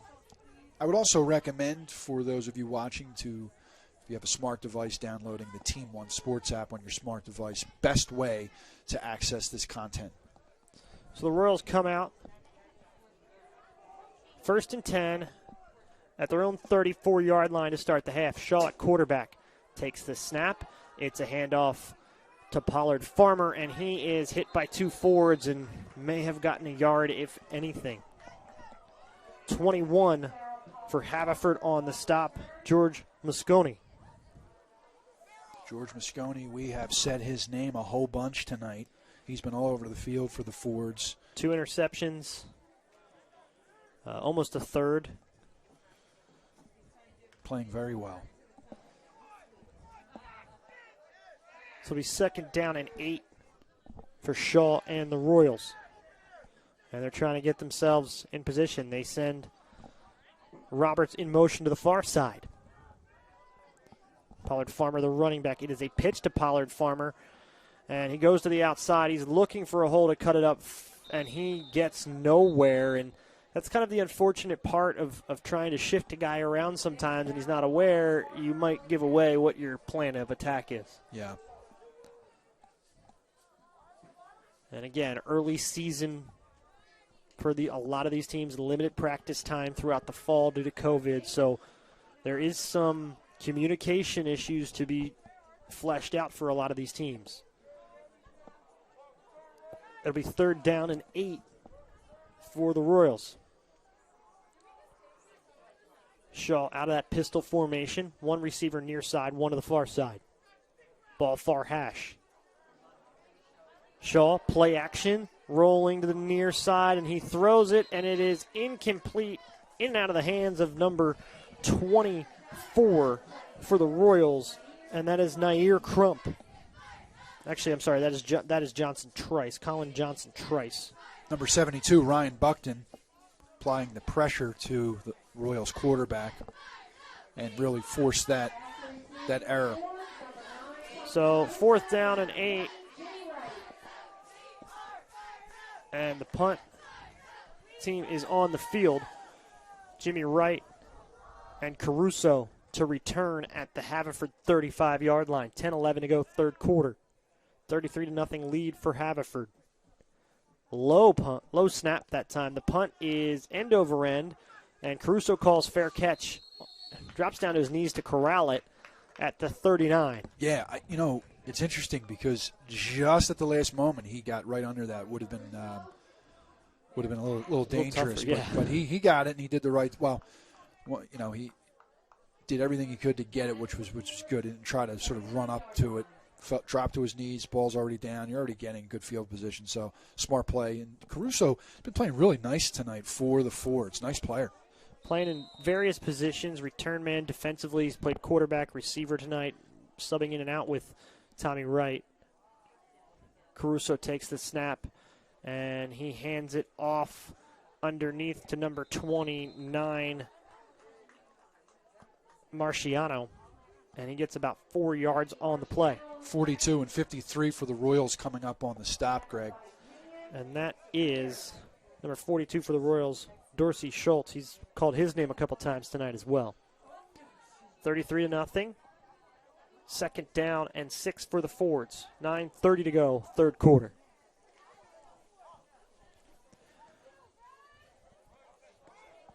Caruso out of the shotgun. Marciano in the backfield with him. One receiver far side, 2 to the near. Caruso hands it off. Marciano almost bobbled it a little bit. Royals get to him, and he picks up 2 yards as he leans forward. And on the tackle that time was number 30 for Upper Darby, and that would be Timmy Johnson.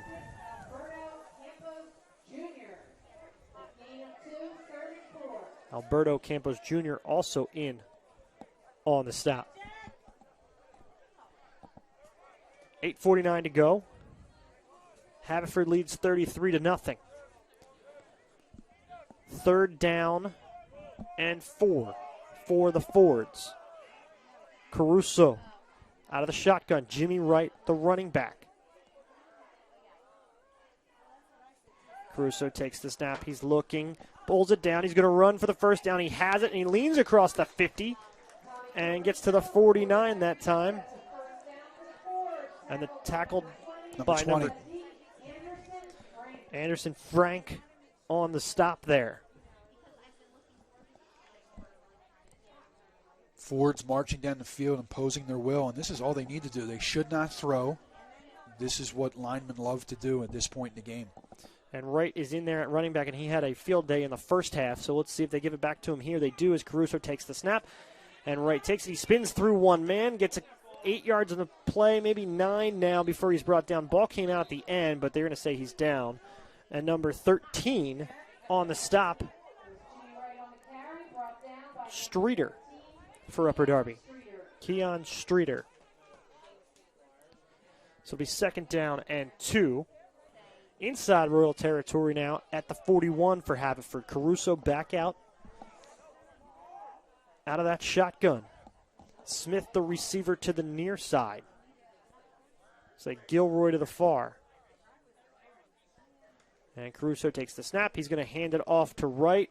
And he's corralled in the backfield. Spins past another man, and he's going to get maybe a yard on the play. Good effort there by Jimmy Wright. Yeah, so number 24 should have had him. 54 comes up.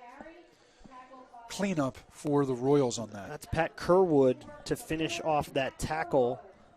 And Nair Crump making the initial hit. Yeah, that was good, though. 54 coming in and not giving up on the play, especially when you get that close to the sideline, Greg. Right. Sometimes they give up, and then a guy breaks free and picks up a couple extra yards that way. So it'll be 3rd down and 2 here. Caruso under center this time. Higson, the fullback. They're going to give it to Wright. Higson makes a hole. Wright's going to have you close to that first down, but I think they're going to mark him down just about a half a yard shy, Jim. Yes, this is 1 yard shy. Jason Bateman. Probably Dorsey Schultz. Dorsey Schultz, yeah. In on that. I also saw Anderson Frank, number 20, in on the stop just before this 4th and 1 at the 40. Now, you're in no man's land here. I know some people might say, why not kick a field goal? Too far, punting, too close. So this is the right call by Coach Gallagher. Caruso under center, a little bit of a heavy package here. Only one receiver to the near side. Higson is that fullback position. It's going to be a handoff to right. Higson makes a big block. Right sidesteps one man, gets that first down and about 10 yards more. So a good run on 4th down, Jim, and that clock will continue to move here. Kion Streeter forcing him out of bounds. You know, the interesting thing, the running back had a little bit of a stutter step, and I thought, uh-oh, he might not get this, but that was a nice move. That definitely put the defense right there on the back of their heels. And they ran those first 2 runs before that one to the inside. That one went outside, and that's where they were able to find some space. Caruso again, and it's a handoff to right once more. Good penetration by Upper Darby, but right slips by, and then finally brought down on the play by number 14, Ryan Booker of Upper Darby. Shout out to Steve Reynolds of the Tigers Radio Network on our crew. He's on our Alpha crew, and he was not at Harrington and Rosemont tonight due to illness. Non-coronavirus related. Don't worry, ladies and gentlemen. But shout out to him. Hope he's well, feeling better. And he's a gamer. He wanted to show up, but that was not allowed. I nixed that real quick. 2nd down and 6. Ball on the Royals' 23-yard line. Caruso out of the shotgun. Going to throw this time. He's looking. He's going to drop it underneath. Screen pass to Higson. Oh, there might be a flag. It looked like it was a hold, but no flag out. Higson brought down inside the 20. Streeter with the tackle. Yeah, the Royals were looking for a flag, but it stayed in the pocket that time. Under 5 minutes in the 3rd. And the Fords inching ever closer. 4:30 to go. 3rd quarter. Caruso out of that shotgun. He's going to roll to the far side. He's under pressure. Being pressured, drops it underneath to number 7 and caught for a short gain. That's Daniel Smith. That's a nice play. And number 20, Anderson Frank, applying the pressure to Caruso.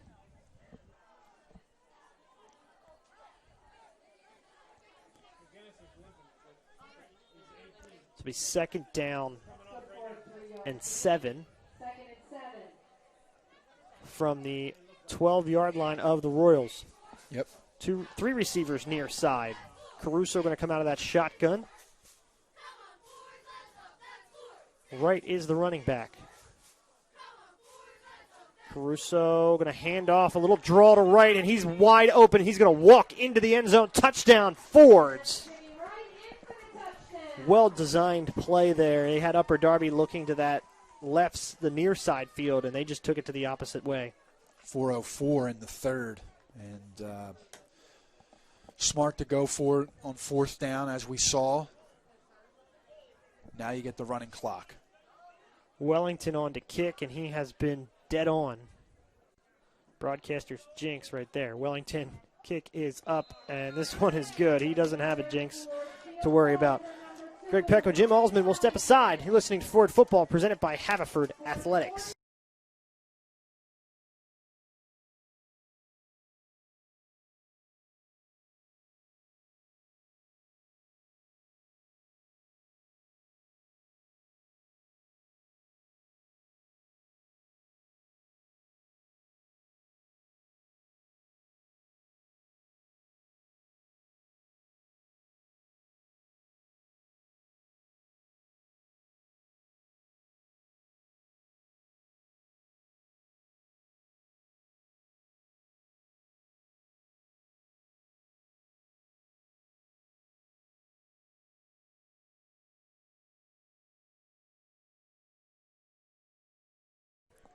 Greg Pecco, Jim Alsman back here with you.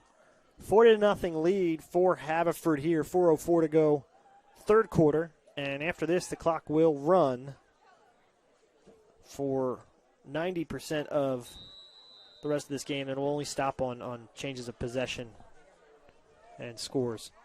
And here's the kick from Wellington, end over end. It's picked up by Pollard Farmer. He tries to cut to the inside now, tries to go back outside, and he's just bottled up again. And credit the forwards. They've been spot on most of the night in coverage on special teams, with the exception of that one kick return.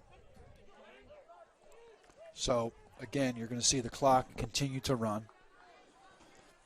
It will stop at a change of possession.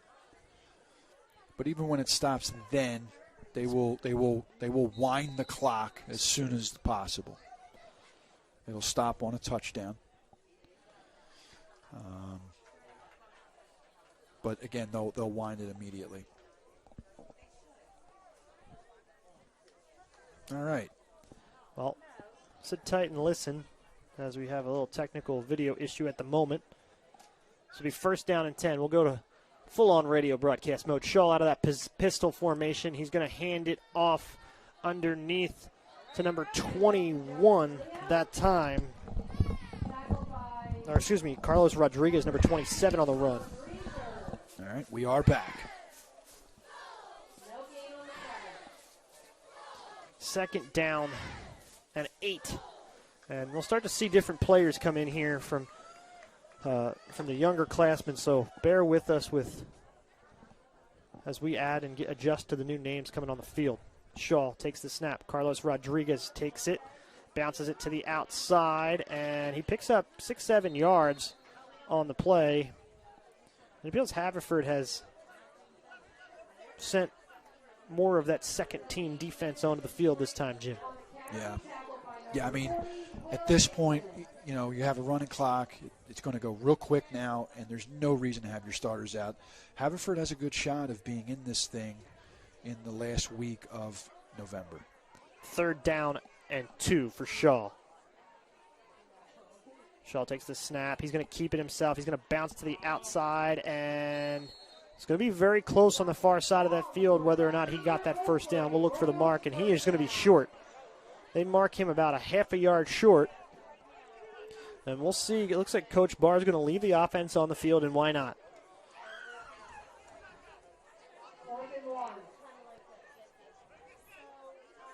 Shaw takes the snap, steps up, looks for a hole, and he's bottled up again. This is close. I think he has it this time, and we'll see. It looks like he's down around the 40, and they are going to move the chain. So Upper Darby gets the first down here with 1:20 on the third quarter clock. Fords lead 40-0. And that clock continues to tick, tick, tick. Now it'll go quick.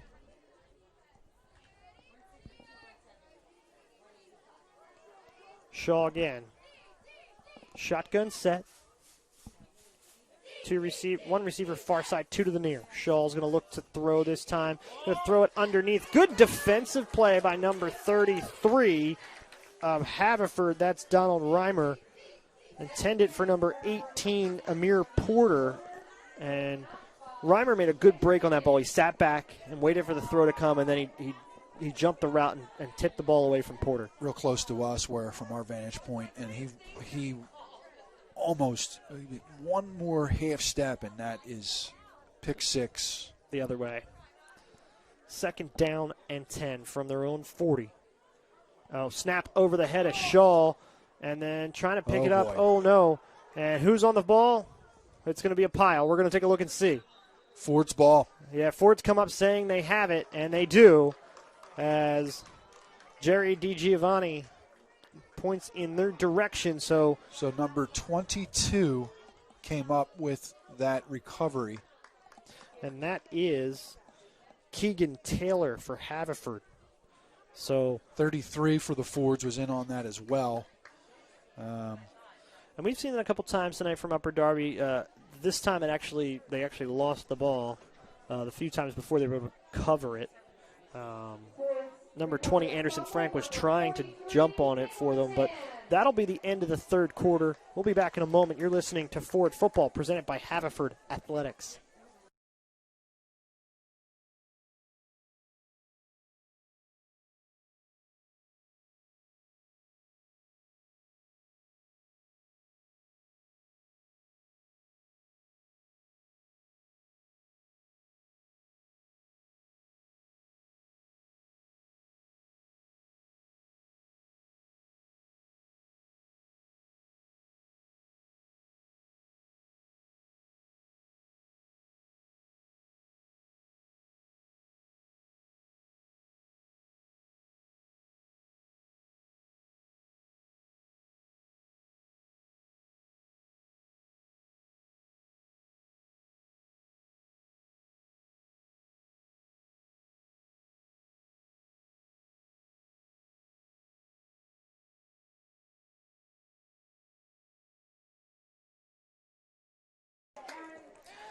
Greg Pecco, Jim Alsman back here with you. Start of the fourth quarter. Haverford leading 40-0 here at home against Central League rival Upper Darby. And they just recovered a fumble a moment ago after the snap was thrown over the Royals quarterback's head. Now we have Tommy Wright back in at quarterback. And takes a low snap. He fakes the handoff. He's going to keep it himself, and now he's going to throw it to number 33 for Haverford. That is Donald Reimer, and he picks up maybe 5 yards. Jim, that was close. It might have been a rush play. They were almost in line there. Yeah, number 13 for the Fords, Kenyon Streeter, in on the stop. So 2nd down and 3. And we got Tommy Wright in at quarterback. Timeout on the field. Officials timeout. We have an injured player for the Fords. Number 8's coming off. And quick switch out there. And we're back ready to go here as the substitution comes in. Wright out of that shotgun. Takes the snap. Hands it off to number 6 for Haverford. And that, big hit. That time on Christian Peroglis. 24 and 44 combined on the stop. Peroglis, Peroglis. Nair Crump, Jacob Marriott. That was a big hit from Crump on Peroglis, who is the new running back in there.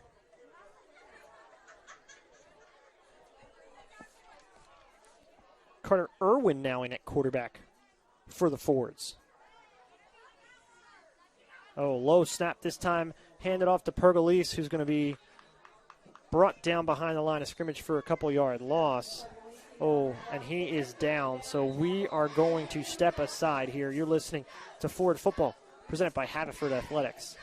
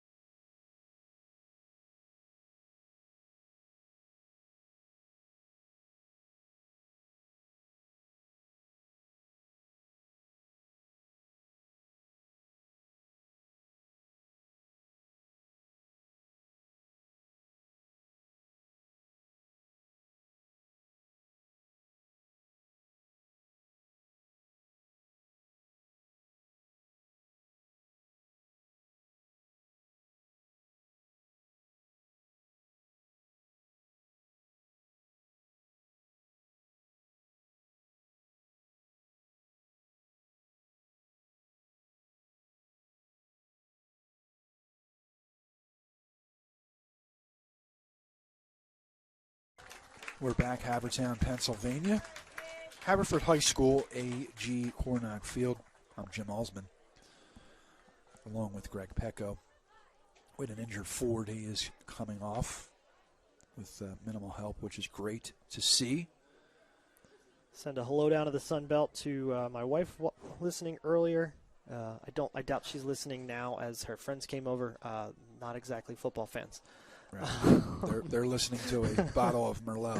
Yeah. They put my 7-month-old son to bed and hanging out back down there as we speak. So here we go. Carter Irwin at quarterback. Takes the snap. It's a handoff up the middle this time and nowhere to go on the carry that time. Number 75. Josu Dennis on the stop for the Royals. I believe that was number Keegan Taylor on the carry, number 22, I believe. Yep. So some younger players getting in there for Coach Gallagher and for Coach Barr now here with 9:43 to go. It's actually number 30. Jake Snell is the running back with Carter Irwin.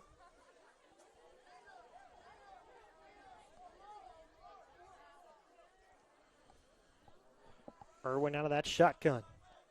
Takes it, hands it off to Snell, and he's bottled up by the Royals front four that time. Looks like number 75, Dennis, on the stop. Hit immediately. He's huge. Great play. Yeah, well done there. Moved the blocker immediately and wrapped up the running back with his arms. 36-0, Marple Newtown over Harriton in Rosemont. 8 minutes and change left in the third. They'll have a running clock as well, but I'm sure that Coach Gicking will throw every. He'll continue to throw.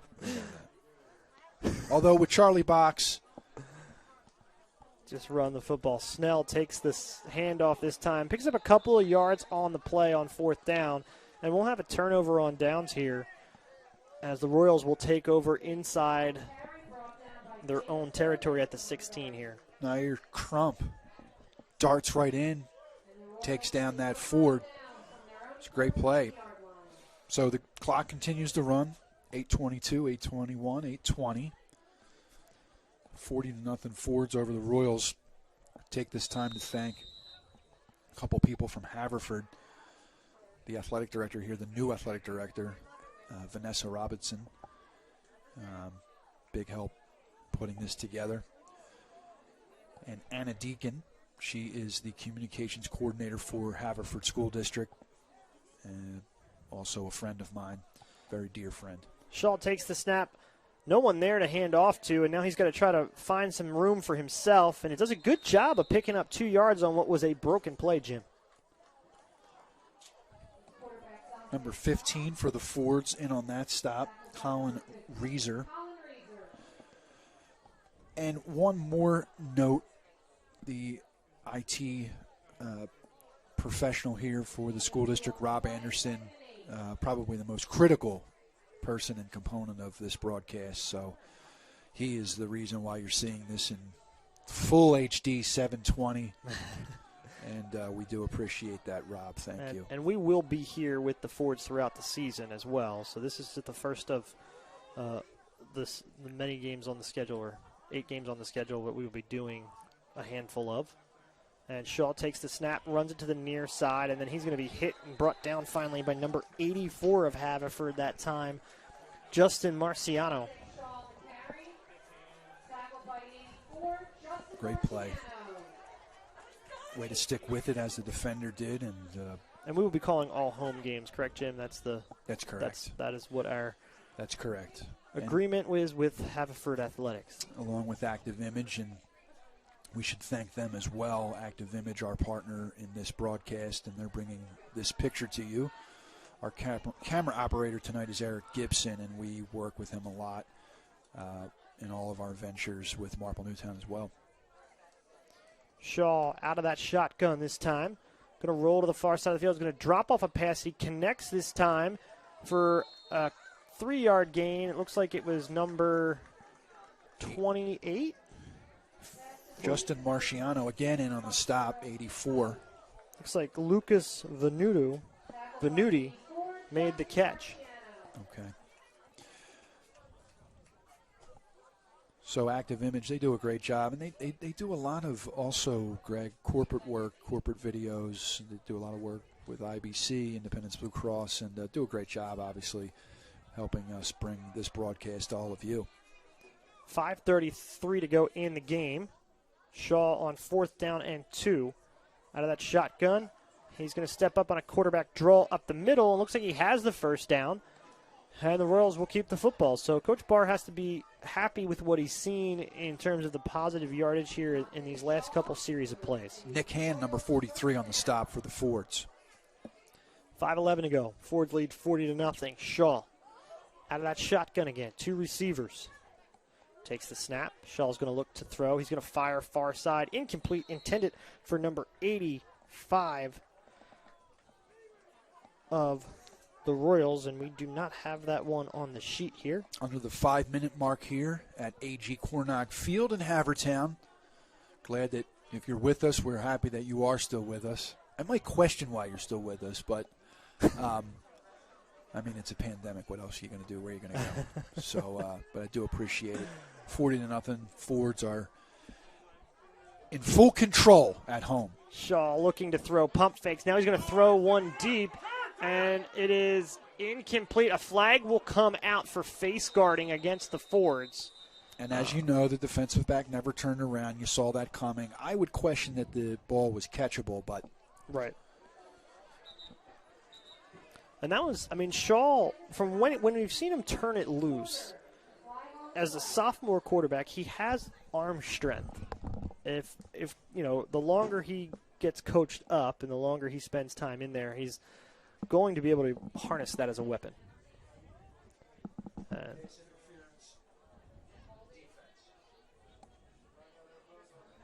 They called a pass interference was declined, and they had roughing the passer, which is accepted as a personal foul. So the Royals will get 15 yards instead of the 10 for the pass interference. That's right.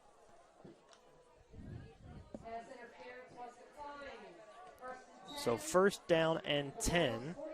Yeah. So that pass interference was declined. We heard the public address announcer say. Shaw takes the snap, rolls to the near side. He's going to look to throw, and this one is high, intended for number 42 of the Royals, Dorsey Schultz. So it looks like they're starting the fourth quarter out in Rosemont, 36-0. Another real barn burner out here. It'll be fun to look at the analytics from tonight. Yeah. See the bending ebbs of the and curve. flows. Yeah, we definitely have flattened the curve after the first half on this one. Will be like Daniel Jones running and tripping at the 20-yard line last night. Shaw out of the shotgun. He's going to look to throw. Looking. He's going to set his feet. And it is intended. And it's going to be another pass interference this time, as it was intended for number 28 of Upper Darby, Lucas Venuti. 44, Shane Crossan is the defender. You know, I guess they're just going to, at this point, throw up jump balls. I'm not so sure about the call, but he was playing the coverage very tight. Yeah. And, you know, earlier this season, the refs maybe want to work on their mechanics as well, right, a little bit. And yeah, well, you know, Jerry's an interesting ref here, D. Giovanni. Like I said at the beginning of the broadcast, he is the head of officials and does a nice job. You know, he's a guy that definitely knows the rules, and he doesn't take any grief from these coaches, that's for sure. 2:30 to go here in the game. Royals are driving here. Shaw takes the snap. Looks to find a hole. He's bottled up after 2 yards, though. A nice tackle by number 50, Anthony Violi. Yep, number 50, excuse me, yep. And the Royals will call a timeout. And Coach Barr, you know, you're going to coach your kids to the end. Sure. And you're going to want to put points on the board. Nobody wants to leave a goose egg up there. So if he feels like he's got some momentum, he's going to take a shot. Yeah, and the other thing about this is that these two teams could see each other again on Thanksgiving. Right. That would only happen if, in fact, one of the other teams is not slated to play someone else. In the Central League Championship game. And we should detail that.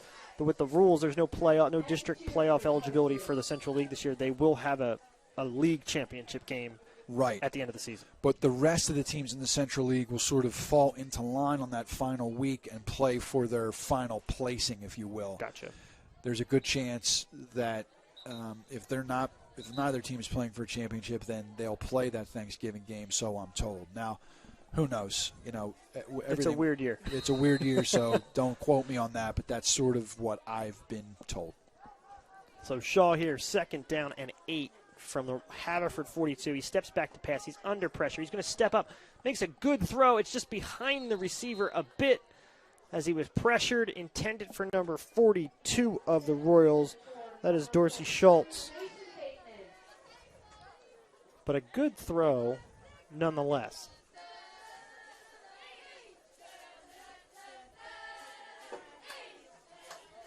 So third down Under 2 minutes here to go in the game. 3rd and 8 from the 42 of Haverford. Fords lead 40-0.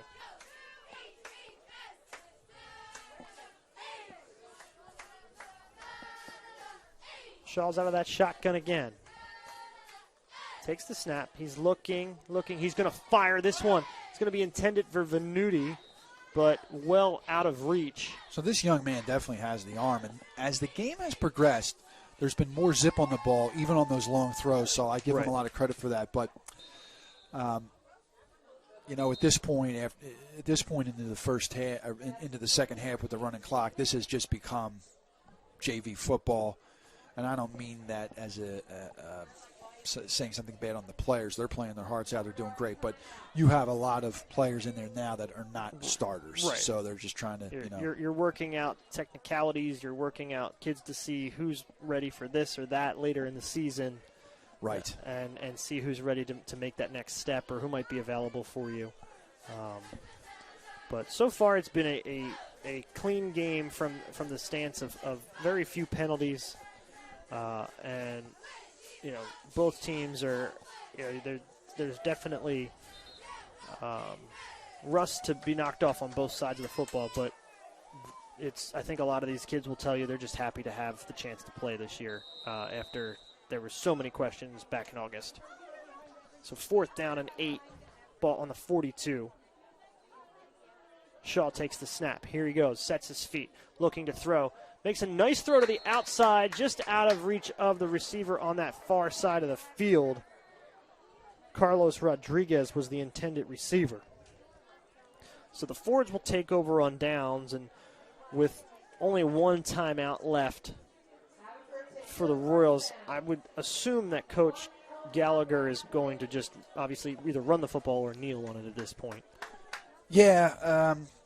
A lot would depend on, I'm sure the coaches have discussed, with the way this year has gone, if they late in games, if they want to run a couple plays to get guys some time, then they will. I would assume they'll use some of this time. We're already under a minute. Maybe run one more play here. Carter Irwin in at quarterback. And this clock continues to run. They're not going to stop it, obviously. That was a kneel down, if I'm not mistaken, and that's going to be it, Greg. Yeah, that'll be all. So the Fords are going to take week 1, 40-0, in a well-played game, a game that started out tight in that first quarter, and then the second quarter the Fords opened it up. So it's been an absolute pleasure to call this game for the first time here. Happy to have had a chance to come up and get behind the booth again. I will not be here the rest of the season, but you will be in good hands with the crew that we do have coming here. Grateful it all worked out this way, Greg. I appreciate it. I know that you were up here for other things, but I'm very grateful for you finding some time on this Friday night, as do our viewers. Thank you, everyone, for tuning in and listening and watching tonight. We will be back in a couple of weeks. Haverford's away next week, and then they'll be back at A.G. Cornog Field 2 weeks from now. And we'll bring you the stream then. Different crew. You should expect Larry O'Connor and Tommy Peel will have the call. 2 weeks. We'll see you in 2 weeks right back here. Don't forget, Team One Sports app or the Haverford Athletics YouTube channel. For Jim Osmond, I'm Greg Pecco. For everybody here at Haverford, thank you for listening. This has been presented by Haverford Athletics and Active Image. Thank you and have a good night.